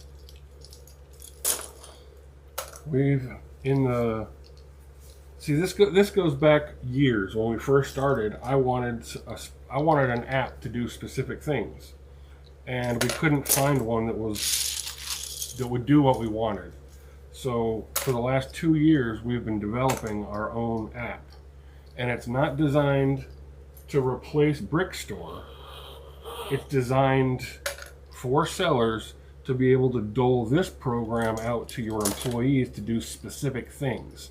You're not getting rid of Brick Store. You're still going to need Brick Store. But if you've got employees doing things, this app is going to be awesome. And let me, I can't really... You want me to bring the camera to you? No, that's not the problem. No matter what I do, you're going to see the little video feed of YouTube in the bottom. But anyway. So just push the X. This is what our app is. And in our app, it's hard to see and do at the same time, we have Bricklink built right into our app. And you don't have permission, of course. Yes, we're working with the guy from Bricklink. You don't have to do anything. Like in Brick Store, you got to do a bunch of extra work. Watch. Just take the picture, it finds the part. You don't touch or do anything. And when you click that part, I don't know what I clicked on, I can't see what I'm doing. Okay, when you click the part, it pulls up the color list that part's available in. So you scroll down to, we're doing yellow, so we're going to scroll down. I can't see what I'm doing. It's kind of hard to do without the camera being in my face. I asked you if you wanted. Yeah, I probably should have done it over my shoulder, would have been easier. Let me see. I'll just pick any color, it doesn't make any difference. So you just pick a color, and it takes you to your inventory page. Now you can add 100, 200, 210, 211, and then when you hit add to inventory, that's it, you're done. It's just added 200 and whatever parts to your inventory. And so now we go back, you can go to, let me get out of the camera. Now you go to your actual parts list that you're creating, which is, I can't see right here. And that will be at the very bottom. This is the parts list I'm building right now since we're in yellow. All the way to the bottom. There's the 2x2 we just added. And you can click on it and edit. So say you screwed up and put the wrong quantity.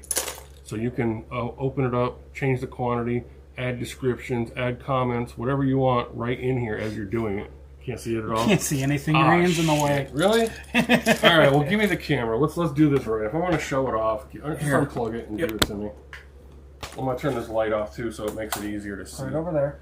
All right, I'll give them an actual demo real quick. I need this out of the way completely. I'll hold it. Okay. All right, now.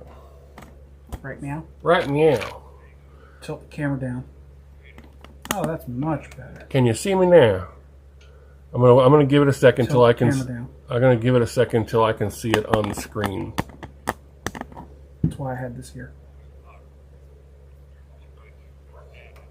Okay, yeah, that's not too bad. Start over. Okay, I will start over. Let's go back to the main page. Okay, when you open the app, this is the beginning of the app. We have it set so that it goes to your colors first because it's just easiest for me right now. So right now we're working in yellow. Okay, so we go down to yellow. We're working in bricks, so we're gonna go to bricks. Then you get a list of all your bricks. So right now I'm entering 2x4 bricks. So I can go to bricks.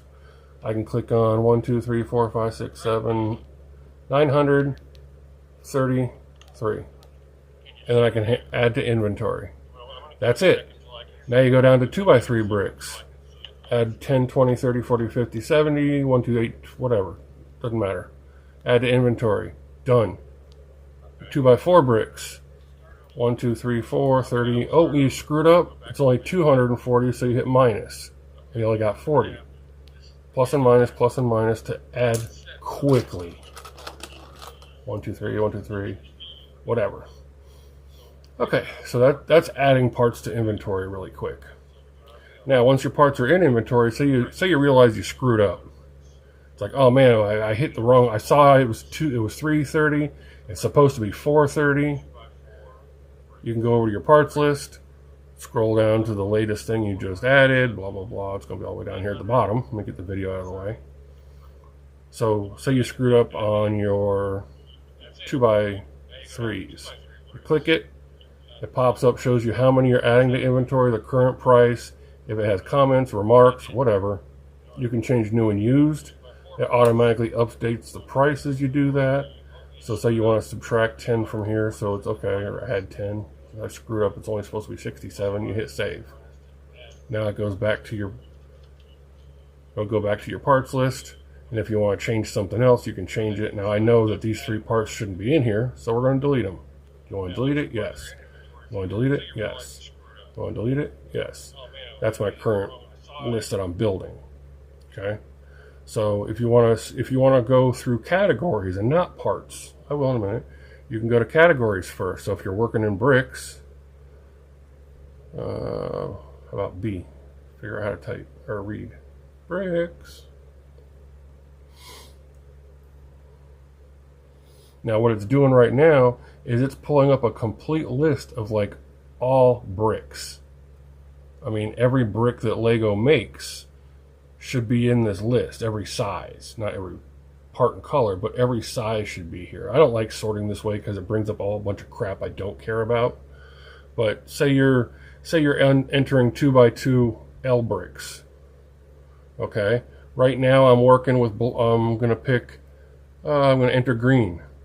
I'm gonna add 100. Add to inventory. Takes you back to the part. You can click it again. You can pick a different color. So I'm gonna do brown. Add 100. Add to inventory. So if you're working in categories or colors, the app allows you to go back and forth and change it constantly and just keep adding whatever you're working in. Now the next one, when we were talking about Bricklink, I got with the developer for Bricklink, and we have 100% incorporated it into our app. Go to the camera, bring it a little bit closer. That's good. You don't have to do anything. You just let it take the picture and give it a couple seconds. And there's your part.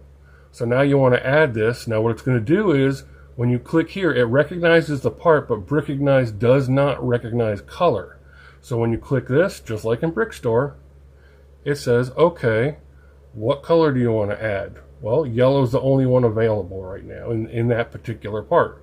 So you have to hit yellow, and then you enter your quantity. So we'll say 1, add to inventory. Find something here. Just use this part, something that's not printed. We go back. We're going to take another picture of the L brick. Now we know that this is available in a lot of colors. So you take the picture, it says, okay, that's the right part, you click it. Now our app brings up the color list of the colors that it's available in.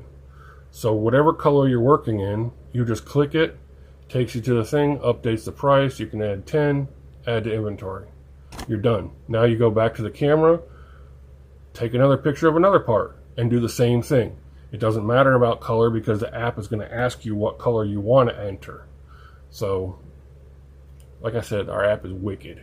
We've been working on this for 2 years, like legit 2 years. We started in, I think, September 22.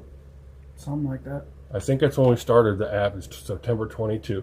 And if you're in anywhere in the app and you want to get to the AI camera, we put an icon up there and it takes you right to it, just like you were. So you don't have to go to the main menu to get to it. The camera is always accessible right there, no matter what you're doing. So if you're just entering bricks and all of a sudden a part comes up that you don't know what it is, you don't have to scroll back through the menu, go back over here, find the camera. You just click it, whatever page you're on, and the camera comes up and it goes back to where you were. So we also added this last 2 weeks ago. This is cool. I still got a little bit of fine tuning I want to do to this part, but I have a magnifying glass app on my phone from another app developer. I use this one called Magnifier all the time. And when you want to read a part number inside a part, you can't see it, you know, it's too tiny. So I wanted the magnifying glass built right into our app. So now, and you can turn the flash on. So now I can see down inside of parts right inside my app. So if I need to get the part number, I go 3003. Now I can punch in the search up here, type in 3003, and it'll pull up the brick. So we've been working on this thing really hard for a long time. It's costing a fortune to make this app, and it's going to be awesome. Asking where the files get saved. They get saved in the phone originally. Right now, the list is saved in your phone, but check this out. Go to parts list. Say you're done building your list and you want to upload this, right? You're done. You know all this is correct. You didn't make any dumb mistakes. You know your inventory is correct. You got prices on everything. You can do two things. You can click the Google Drive icon, and it's going to save it anywhere you want to save it. Right now, I have it set to save in my Google Drive folder, because that way all of us can access it. But if you don't want to save it to Google Drive, you just tell it local, you know, somewhere locally, and you can save it there. Or, I don't know if this works perfectly yet. Let me try this. Give me a second. How do I get back out of this? Get out of it. There we go. Go back to the list. The other thing that we just added a couple weeks ago, I don't know that it's working perfectly yet, but if you know this list is correct, and you don't need to modify anything or change anything, you're happy. Oh, something else before I go into that, check this out. This is something else we built in. These are your default app settings. Do you want to put stuff in stockroom or the main thing? You want to retain the ID, default condition, new or used. We're using used most of the time, so it's on used. Comments and remarks. The app itself is going to save a standard list of comments and remarks that you can auto choose from, because we're going to have scratch and dent. That's something I'm going to use in comments all the time. So scratch and dent is going to be a standard drop down option once he's finished with that part. Down here is your pricing. 6-month average. You can do current average, 6-month average, current quantity average, 6 months. It should just be 6 months. I don't know. This is changing. I don't remember what the real ones are, but this was just to get it working. But the text on these is going to change to match what Bricklink says. So right now, 6-month average, and you can add a multiplier. So if you, in general, want to up your prices for your parts, say you're putting in 6-month average at 1.15%. You type in 1.15, 6-month average, and every part you put in, that will be the part that is being put into your parts list. Price, not the part. Price, yeah, the price, the number. All right. Once you've got all these numbers, so you don't necessarily have to go into BrickStore to upload. You can, and I would suggested. Yes, I would suggest you do. That way you can double check everything. I'm not trying to compete with BrickStore. I think his app is awesome, and way more. It's way more owner oriented. Right. It's way more store owner oriented, where this app is being designed for the employee that doesn't know as much as the owner of the store. It doesn't give you the ability to go in and mess up inventory too much, because you're not accessing the whole file. You're just accessing the stuff that you're creating yourself. Anyway, say that your prices are correct, your quantities are correct, everything's right. Aside from saving the XML file that you can open in BrickStore, you can click the other button, which is, we're going to change that to a not quite official Bricklink logo. We're going to make a custom one there. It's going to look like Bricklink. And when you click it, it's going to open your Bricklink upload page. I got to log in, so it's going to take you directly to the Bricklink page, and you can do the same thing. Paste. And it pastes all of your XML code, and you can hit verify and upload your entire list right from the app. You don't have to go anywhere else and do anything else for simple lists. You know, like I said, I do not recommend doing it this way, and I might even put something in the app that you can disable this, because you may not want employees to be able to upload to Bricklink directly. But I wanted it built in so that you can, but I may have him put something on it, like a password, that the owner of the store has to enter a password for that option to be available in the app. Just because, I mean, if your employee's making mistakes in this inventory list and it goes up to inventory right into Bricklink, yeah, you could be kind of screwing up your inventory. We don't want anybody to do that if they can help it. But the fact that it can do it, if you know what you're doing, is awesome. You know, you can bypass BrickStore, you know, if you want to. I don't recommend it. I think BrickStore definitely has its use, even for me. I use BrickStore.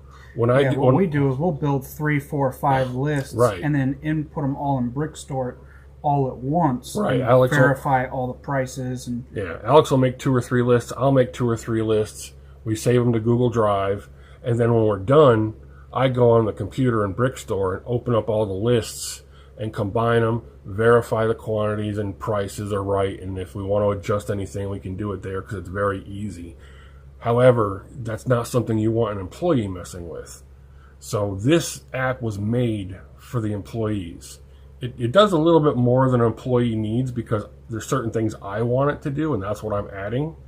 But I would say it's a very dumbed down version of BrickStore. Very dumbed down. I mean, it's not designed to compete with BrickStore at all. I 100% suggest you keep using it. However, if you're just doing a small list and you've only got 50 parts or 20 parts, you could add it here, push the button, and your inventory's done. You don't have to go turn your computer on for something simple. Worked great for animals. Yeah, when we were doing the animals, I just had like 2 or 3 of this and 1 of that. And I just added them all here and uploaded the list, and it was done. I didn't have to do anything. So that's what the app's for. And like I said, we haven't. This is the first time that we've really gone in depth to show everybody what it can do. We'll do a official video. Yeah, we'll do it later. Right, we'll do a legit video. Put this back over there. So if you got any questions, feel free to ask. But that's the fundamentals of it. And so far, it's you got to tilt the camera back. I know. A little, yeah.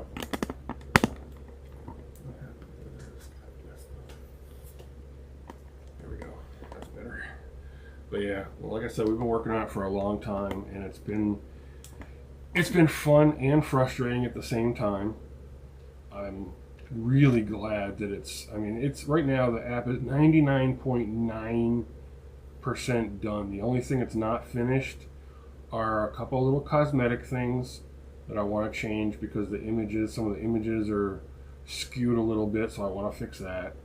Possibly putting the password on the direct Bricklink upload option. I think that's a good idea to put a password on it, so if you don't want your employees to be able to do it, they can't. Stuff like that. Anybody? I haven't been watching the feed, Yeah. so Joseph said that's very cool. Luke said it's a good idea. Cool. Yeah, as far as store owners go, I think the store owners are going to like it for either teaching employees to help do things that right now you don't really want them to do. Because if you're, you really don't want anybody messing with your XML files or, any of the inventory that's about to be uploaded. You usually want to verify all that yourself. So if there's a mistake, hopefully you catch it, but if you don't, it's your fault and not the employees for making a silly mistake that they didn't even know about. And we don't have any employees, and I do all of the uploading myself here for our store. Alex will build the list and upload 2-3 lists at a time, and then I get on the computer and I merge all the lists into one, and then I go through and just see if there's anything that he hit is like a stupid number. It's like, why do we have 3,000 minifigure arms or something? It's like, oh, that was supposed to be 300. You gotta look through that stuff and be like, dude, did we really have 3,000 minifigure arms? It's like, yeah, okay, stupid stuff like that. Night, Luke. So take it easy. Night. Hope it was a little interesting. I got my feed off. I can't see nothing. I'll go back to it. What time is it? Damn, it's 10:30 already. Getting late.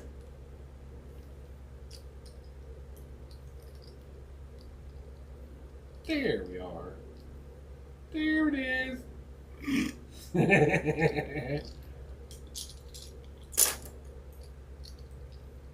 Did the stream stop? No, it's going. Push play. Oh. And then fast forward to the end. Yeah, there was no play button. It was just the... Yeah, when it turns off, it automatically stops. I gotcha. Okay. Make sure you fast forward all the way. Yeah, I did. I went to the end. Okay, it's weird because I've got the camera software and YouTube open. I get a triple echo. You talking, the camera talking, and then YouTube talking. Hello. Yep. That's funny. Yeah, but we'll in the next week or two, we're probably gonna start making little videos on how the software works, how to use it best, and we'll get those uploaded to YouTube and then start sending out. The thing is, you're gonna have to have an Android phone. It's gonna be Android only for a little while. I don't know that I want to bother with iOS. We can port it over to iOS. It's not a problem to do it. It's just an expense thing. I don't know how many people are really going to want to use this app, and how many users there's going to be on it if we do. People start using it. I know iPhones are pretty popular and they've got a huge chunk of the market, but they also want a big percentage of the price of the app. They want a monthly fee to host your app in their app store, and I just don't know that it's going to make financial sense right away to put it in the Apple store or not. I don't know.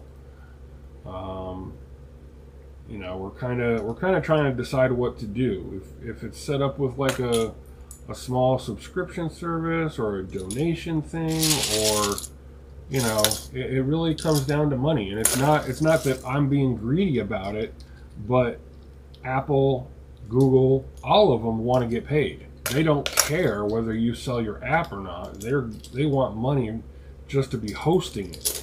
He's asking, when are we shooting for a release date? I would say about a year ago. Honestly, this was supposed to have been done about a year ago. We've been using it for about a year ourselves and torture testing it daily and finding problems and bugs. But right now, I would say probably... I'm hoping before December. Oh, it better be done before December. Yeah, no, there's no question of that. I think if I could get Joseph on the computer and we could go through it, I honestly think we could get it to a beta testing point to get a bunch of people using it and helping us work out any last little bugs in a week. Problem is, Joseph he's got a full-time job. He's working on this kind of on the side, helping me do it. So I'm kind of at his mercy as far as his schedule right now. And the other thing that kind of slows it down is that we keep adding features to it. And I think it's time now. It's got enough features and enough things. We can make it pretty and shiny as we go. But the functionality has to work correctly. I don't want to put something out and not, from day one people be like, "Oh, this sucks." I don't want that. I want it to be good enough that, okay, yeah, I can see this has a lot of potential. It works good. Maybe do this, maybe do that. I'm okay with constructive criticism. I just don't want to release it a little bit too early and then regret it. So I would say realistically in the next,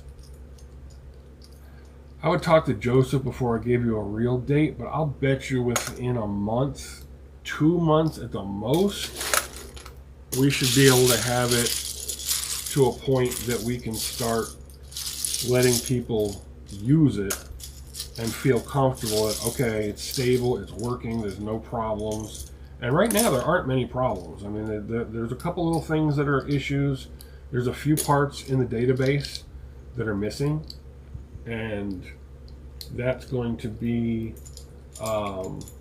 something that Joseph's working on right now, is to try to get the missing parts back in to the database. And it's not a lot of parts, but it's annoying enough that you run across 1 or 2 a day. And it's just, the parts themselves aren't missing. What it is the app goes by part number, and then it recognizes what colors those parts come in. So if you're working in yellow, the part might be in the app, but it's missing the fact that it comes in yellow. And if it doesn't know it comes in yellow, it doesn't show up in the list.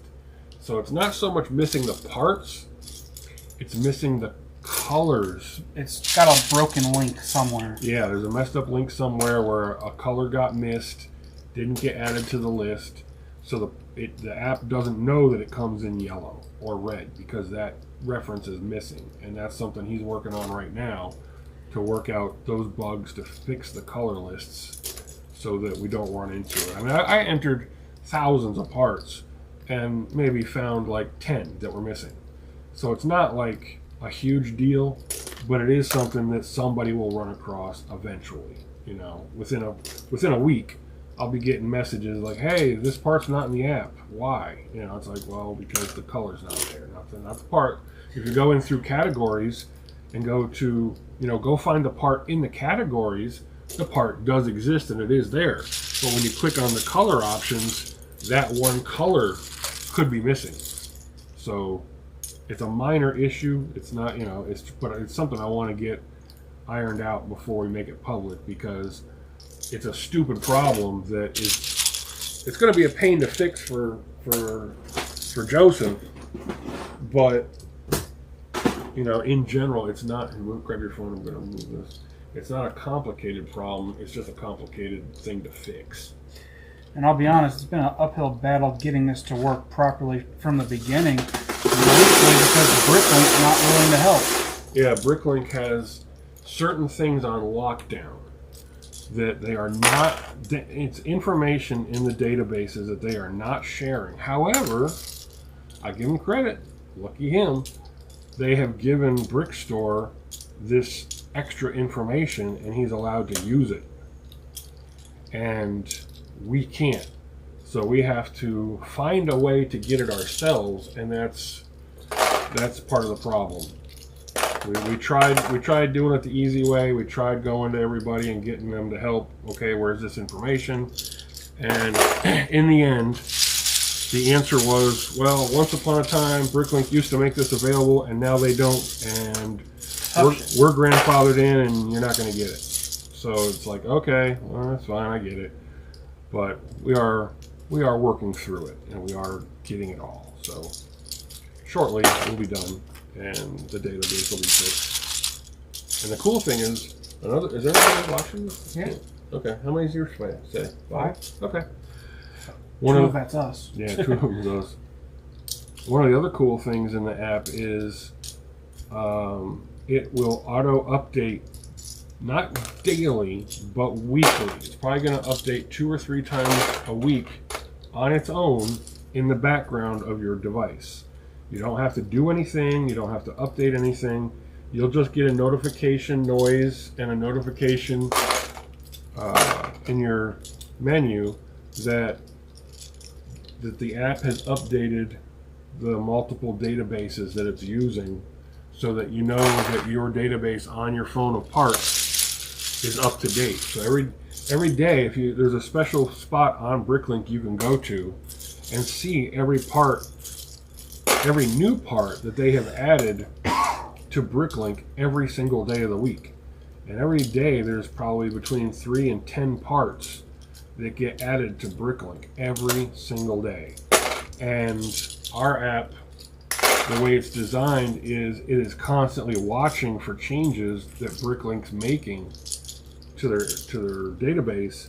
And every time a new part pops up or a new part gets deleted, our app automatically updates itself, and then every 2 or 3 days sends that update out to every device that has the app running. And I can tell you it works pretty flawlessly, because every day that I've used it to build a list, I find new things that I had not seen the day or a couple of days before. And it's impressive how well that feature itself works. Yeah, that took a little bit of time to get working correctly, so that it's like it's kind of flawless. Like, you don't have to do anything, you don't have to think about anything, it just does it, and you get a little notification, hey, your app's updated. So there will be software updates for the app itself as we go, and those you'll get notifications that, hey, there's an update for your inventory app. Do you want to do you want to update it now? You'll get those kind of updates, but that's going to be it should be automatic through Play Store after a while. Right, it will be. It'll go through Play Store, and I don't know if people usually allow the apps to update themselves in the background, or if they want to manually do it. I don't know. But either way, you will get notifications when we make changes to the app, or add features, or we change stuff in the menus, or we change the artwork. For the first few months, I expect we're going to get all kinds of suggestions, ideas, opinions. I already know what the first one's going to be. What? Why isn't the minifigures there? Yeah, the minifigures is a big one, and that is one of the things on our list of things that's going to be added. We have a list of future things to add, and that's one of the first ones, is the entire database of minifigures will work in the app with Brickignise, so that if you're specifically doing minifigures, Brickignise will run in the app, pulling minifigures in and being able to add them to the inventory, just like the parts you saw a little while ago. It's going to work exactly the same. There's just going to be a separate database of minifigures instead of just parts. And that's just going to take a little bit of time, because it's a whole other list system to build. Well, it's kind of copying what we've already got going on for the parts and repeating it for the minifigures. So it's not going to be too bad for Joseph to do. He already said that, once we've got all the logistics of the auto updating and all the auto syncing done for the parts, you just copy and paste it and tell it to do a different directory. Okay, do minifigures instead of parts, the same thing. So that'll be nice once you can get on that. But I know we're gonna be working out a few little bugs here and there in the app for probably a couple of months anyway. Joseph says just checking out. Much appreciated. Y'all sending those parts again. Y'all have a great evening. All right, man. Take it easy. We'll make sure they go out tomorrow morning. And Kim says it appears to be a useful tool. Oh yeah, it's very useful. Especially, I mean, the app itself was specifically designed to input bulk parts. I'm gonna say bulk used parts easily. Now, if you've got bulk new parts, you can do the same thing. It'll work on new or used. However, if you're doing bulk new parts, more than likely, you've bought kits. And we're not really yet. I don't know if we're going to add it later. I don't know that I want to. I don't think there's a reason. Yeah, I don't think there's any reason to complicate the app to make it so that you can part out sets in the app. We can do it. It's just, I don't know that it's necessary. I mean, that's one of the things that Brickstore is so good at. Or, I mean, you can go straight to Bricklink and part out kits pretty easily. You know, there's not a lot of reason to reinvent that wheel. That one works pretty well, either through Brickstore or right on Bricklink's website. It does work.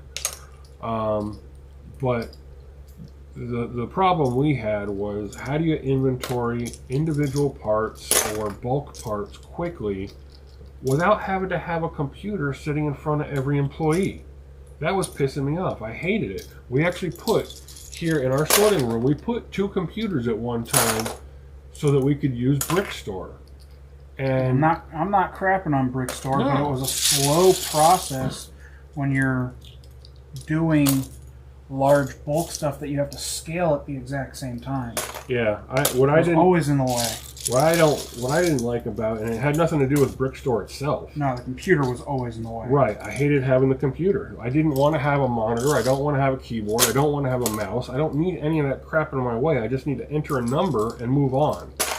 And that's what we decided to make the app do extremely well. Now, if you go to pick a brick, pick a brick wall at a Bricklink, or at a Lego store, and you come home with 50 or 60 lots, and you bought 3,000 or 4,000 of each part, this app is going to be awesome for doing those parts because they're bulk, they're onesie twosie stuff. They're not coming out of a parts list of a kit. That's the kind of stuff that the app is being designed for, and all the extra stuff that we're adding in, as far as the Brickignise and the magnifying glass and all that, there's still a couple of other things we want to add that we haven't done yet that we'll get into it eventually. But all that stuff is just to make everyday bulk uploads easy and fast, and any employee can do it. You don't need to have 5 computers. You just need to put the app on 5 phones. And you can use a tablet. You can use a phone. It doesn't matter what you put it on. It just has to be Android based for now. So you can go down and buy a cheap used Android phone on Marketplace for $200 and not care when your employees drop it. You don't need the latest and greatest version of a phone to run this. We're designing it to run on a 7-year-old Samsung Note 8. So, you could buy a $100 device, give it to the employee, and not care about it when it gets broken. But, if they have Android devices, yeah, they can just put it on their own phone and you don't have to buy anything. Kim said she agrees on the new parts, and I'm assuming that was in regards to doing sets through Brickstore and Bricklink. Yeah, you don't think that it's really worth the time to make it so that the app parts out kits for you? I don't think so. I see that as a more advanced thing that you would want the owner doing, or somebody at least in some type of management position, to make sure that you're not making massive mistakes in your inventory. I don't think I would want an employee parting out kits for me. They enter a number wrong. Now we've got, you can have thousands of parts that aren't there, or thousands of parts that are missing from inventory. Yeah, I don't think that's really, there's no reason to reinvent that wheel. I think Brickstore's done a great job with it. I think Bricklink, their interface is a little lacking. They could update that and make it a little prettier and easier, but it works. You know, it functions. Don't encourage them to do that. They'll go to that V2 thing. Oh God, no! Don't do that. That was terrible. I hate that one. But that's just me. But yeah, I really, I think that putting the minifigures and the gear categories in. Does Bricklink pull up gear? Yes. It does pull it up. It'll pull up almost every part now. Okay, good. I haven't tried it with gear and stuff yet.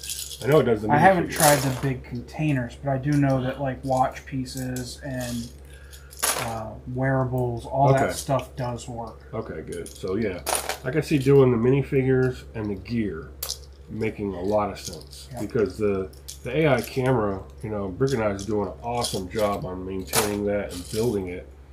And I just saw the other day that what's that other company? The one that had the camera that came in. Yeah, Instabrick is coming out, or they're trying to become a new Bricklink. Yeah, they're trying to become a new Bricklink or a BrickOwl because they have the database built up of their own database. They're not relying on Bricklink's database anymore, so they can do it. And I think it's going to wind up being 3 different main Lego websites out there, and I think they're going to try to become. Don't say it. I know what you're thinking. Don't say it. Not yet. Work for somebody else. No. No, I was thinking that's a lot of new work for Steven to do. Yeah, that's not going to be. The problem's going to be if everybody's working on different systems, trying to integrate multiple websites and they're just going to keep coming now. I think that's going to become a problem. But yeah, who knows? We'll see.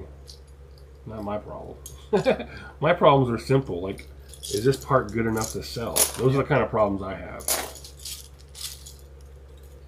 She says, "What about making available as a browser-based app that can run on a PC?" I have thought of that, and I did bring it up to Joseph. He's the developer that's helping us with our app. He said that the Android operating system is the easiest one to maintain and program and do all the original engineering and programming is Android. And I've always had Android phones, so I was okay with starting it there. He said that once it's done and working in Android, that he can port it over to any other software we want. He can make a web-based version. He can make an iOS version. It doesn't make that much difference. And he said that it'll probably take him a week or 2 to port it over to each different platform if we choose to. But then it's got to be tested rigorously for months. Yeah, then you got to test it and find the bugs and see if there's any problems with that operating system. I think the web-based version would be a lot simpler than iOS. And it would be a lot cheaper because you're not paying Apple 30% of everything you do, plus a monthly fee regardless of selling the app. So yeah, I could see a web-based version definitely being a possibility, probably even before I would consider iOS. I don't know. I know that such a huge market out there of people are using Apple, and I know they are, and that's fine. I don't personally like Apple very much, but I give them credit. They've done a good job, and their products are great. I just don't like their ecosystem. I'm against that keeping everybody locked in thing. I don't like that. At least Android. Spoken like a true PC guy. Yeah, I am. I've been a PC guy since I was 12 years old. I learned AutoCAD when it was back in DOS. So yes, I have been on a PC my entire life. Yeah, don't get me wrong. I also owned a Mac for about 2 years. It was pretty. It was shiny. Yep, I give Apple credit. Their products are very pretty, very shiny. They're relatively fast. It was freaking useless at work. Yeah, it was useless for what I do because I work in AutoCAD, I work in SolidWorks, I work in engineering software before we did this. And at the time, iOS was absolutely useless when it came to AutoCAD or SolidWorks. didn't run it. They didn't have versions of it. Kim says better option than iOS with Apple cost. Yeah, I'm a little hesitant about getting into it, but then again, if 5,000 people wanted to use the app on iOS, it would make sense to make it available on iOS at that point. But if it's something where it's only available on Android, and you know what, I'll go spend $100 and buy a crappy old used Android phone and give it to my employee, you know, that's something that it's a lot less headache for us, and it's really not that expensive for the end user once they realize how useful the app is. Oh yeah, the app itself would pay for the phone in the first list. Yeah, the first time you gave that to an employee to use for a day or two, the device will be paid for. You know, it's so easy and fast. So you know, the good thing is that we're designing it to run on older versions. You know, that was one of the things, because I didn't want everybody to have the latest and greatest $1,200 phone to run our app. That would be silly. You know, you could, like I said, you could literally go grab. Alex has one. He put it. Didn't you put the app on the S7? Not yet. Oh, I thought you ran it on that one. No, our phones are as old as the S7 now. Well, the S7's the previous gen to the phone. Yeah, it's 9 months older. Yeah, so it's theoretically should run on the S7 as well. And you can get those for free. You can find somebody that has an old ass phone laying around, they'll just give it to you, because it's useless as a YouTube video playing streaming software program. You know, it's not going to have all the latest updates, but you're just using it as a calculator basically. You're just building a text list is all you're doing with it. But it just has to process the Wi-Fi is what it needs, the Wi-Fi and the databases. So yeah. We're done with 2x2 bricks. We're done with all the yellow bricks. That's the end of it. We finished them all.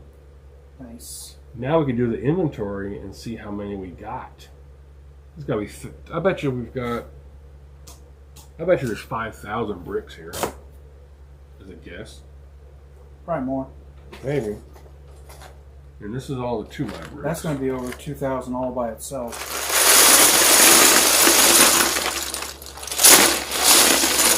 Grab me another drawer. I'll just zero the drawer and we'll just put the whole drawer on the scale and see what it does. I think it'll handle this much, won't it? Yeah, that's scale. But you have to do 40. Oh, that's fine. There's too much shit in the way. I'll count it. I'll put them in here. Let's see what we got for 2x bricks. We'll scale them. Beep. Okay, Google, turn off James' sorting fan.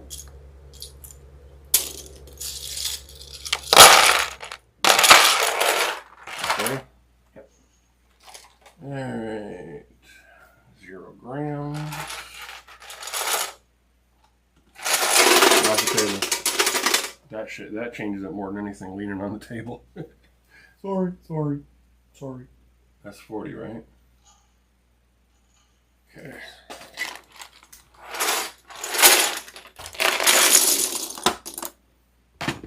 Don't trust the drawers.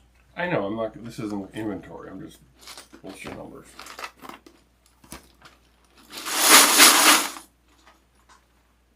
How many you think? 2,000? Over 2,000. How many over? 2160. 2,400 exactly. Nice. And then you've got these, which are going to go into scratch and dent. That's another 175. Or 275, I'm sorry. So we had 2,570 something. 2580. 2580. And that doesn't 2x2 bricks. That doesn't include the printed ones. And so we got that many in 2x4 bricks because those take up 2 drawers. Yeah, we got that many in 2x4s. Just those 2 sizes, you've got over 5,000 bricks. And then we've got the 2x3s, which take up half a drawer. So that's probably another 500, 600, 800, 1,000, somewhere in there. Cool. Cha-ching! Lots of parts. So now we got yellow bricks for months. Oh, we still have yellow bricks from the last round. Yeah. Cool. I'll do all the scaling stuff tomorrow. I'm not going to do it today. I'm getting a little tired. It's getting late too. You want to call it a night? Finish everything tomorrow? Well, you need to go work on your list, bitch. I'm going to finish that. Yeah, this stuff can wait till tomorrow. Okay, Google, turn on James sorting fan. I gotta get all the Sharpie off. I threw a couple of those in the scratch and dent. Oh. I like taking them off. I like playing with the alcohol. Is like impressive how easy it just takes everything right off. The red doesn't come off very easily. No, you gotta use the eraser for the red. That kind of sucks. Look at it. You can see it just melting it right away.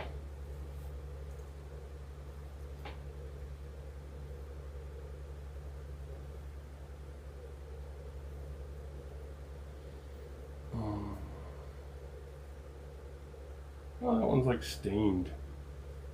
Give me the eraser. Want to take it off? Yep. Oh, you want the white? You want the yellow one? Doesn't matter to me. I think that one works better.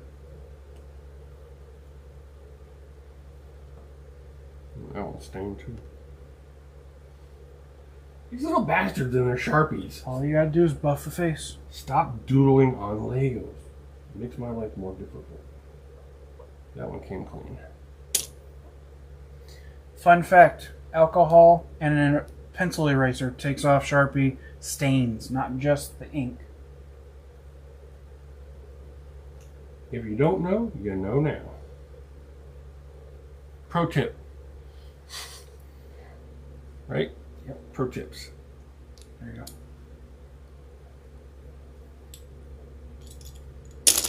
Yay, 5 more. These two are pretty messed up. I'm gonna put those in those can go into scratch and dents. This one is definitely dirty. That one can go in scratch and dents as well. Well, my friend, I think we're done for today. Cool. How long is the stream? Like another 12 hours? Yeah. Another 12-hour stream? I think what we're gonna do, I know a lot of this is probably boring at a certain point, or it will be boring at a certain point, but what I'm thinking about doing is like legit rigging up the entire house with 6 cameras and just kind of let them run all the time. I mean, not constantly, obviously, but whenever we're doing work, just turn them all on and you kind of see everything we do. It may not be interesting all the time. It might be really boring sometimes, but I mean, it's not costing me anything to stream it. I don't mind doing it. We can answer questions. It makes the boring work that I'm doing a little bit more interesting to me or for me. But I don't. We need to figure out a way to make it so that people who are in the chat can talk to us. Yeah, they can get an invite automatically to like StreamYard or something. Yeah, I mean, I gotta find out if these cameras and the software are compatible with StreamYard. I think I don't know if it's StreamYard, but OBJ or something. OBS might be an option. And at that point, other people could jump into the live stream, like Nathan got on earlier, Kim's on. Yeah. She could just get on her phone and be like, "Hey guys, what's up?" And we could talk to all these people, like face to face almost. Right. Or at least, audio. They don't need to turn their camera on, but they could ask questions. Yep. Or talk or just yak. Kim says, "Good stream. I turned my bell notification on for you guys so I can catch you earlier." Aw, thank you. I don't try to talk people into liking and all that stuff. I find it annoying being in every single video I watch, so I don't do that. I figure if it's at least somewhat interesting, they'll come back or remember us, or when they see it again, they'll be like, "Oh yeah, I don't like trying to pimp myself as like a YouTuber, and I'm not trying to make money off of this. I don't care. It's just fun, interesting. I like talking to people. I like answering questions. Yeah, I don't even think our channel's monetized. I don't think it is. I don't know. After they changed the rules back in, what was that, 2021, 2022, somewhere in there? Well, I don't think we ever bothered trying again. Yeah, it got they demonetized the entire platform unless you had like so many. You couldn't even do a live stream unless you had 1,500 viewers. Yeah. Like, how are you gonna get 1,500 viewers if you can't? I mean, you just had to make videos. Yeah. Once you made the videos and you got enough people that liked your stuff, then you could live stream. They disabled that for everybody, and it took a long time for us to get back to the point that we could live stream. It took months of actually like making videos on purpose to just get the likes or the subscriptions subscribers so that you could live stream. But I don't care about money for this. This is just kind of fun for me. It's costing more money than anything because the cameras we got they're expensive. We got the package deal you get's like 3 cameras for $1,000. It ain't cheap. But the software and the cameras themselves are good. They're not 4K, they're 1080. But live streaming 1080 is pretty damn good nowadays. But I'm thinking about getting another package and put 3 in the front, 3 in the back, so you can just kind of see what's going on all the time when we're working. I don't know if it's interesting enough to watch. We'll have to do something about these lamps, though. Yeah, that does kind of mess up the angle of the dangle. The cameras don't like being down so low that they can see the lamps, because then you get like a big white halo look on the lens that shows up in the videos. But James doesn't want his lamps up so high that it diffuses the light too much. Well, no, if I move the lamps up, and if I move this lamp, I mean, you can see that this thing's shorter than my arm right now. Yeah, I know. It's right at your lip. If I move this lamp up any more, then the bulbs themselves are in my eyes the whole time, and I can't see. It's like I'm being blinded by the LEDs. Have you tried tilting up the back ones and not the ones on your side? Because it's got nothing to do with it. I can see right across right here.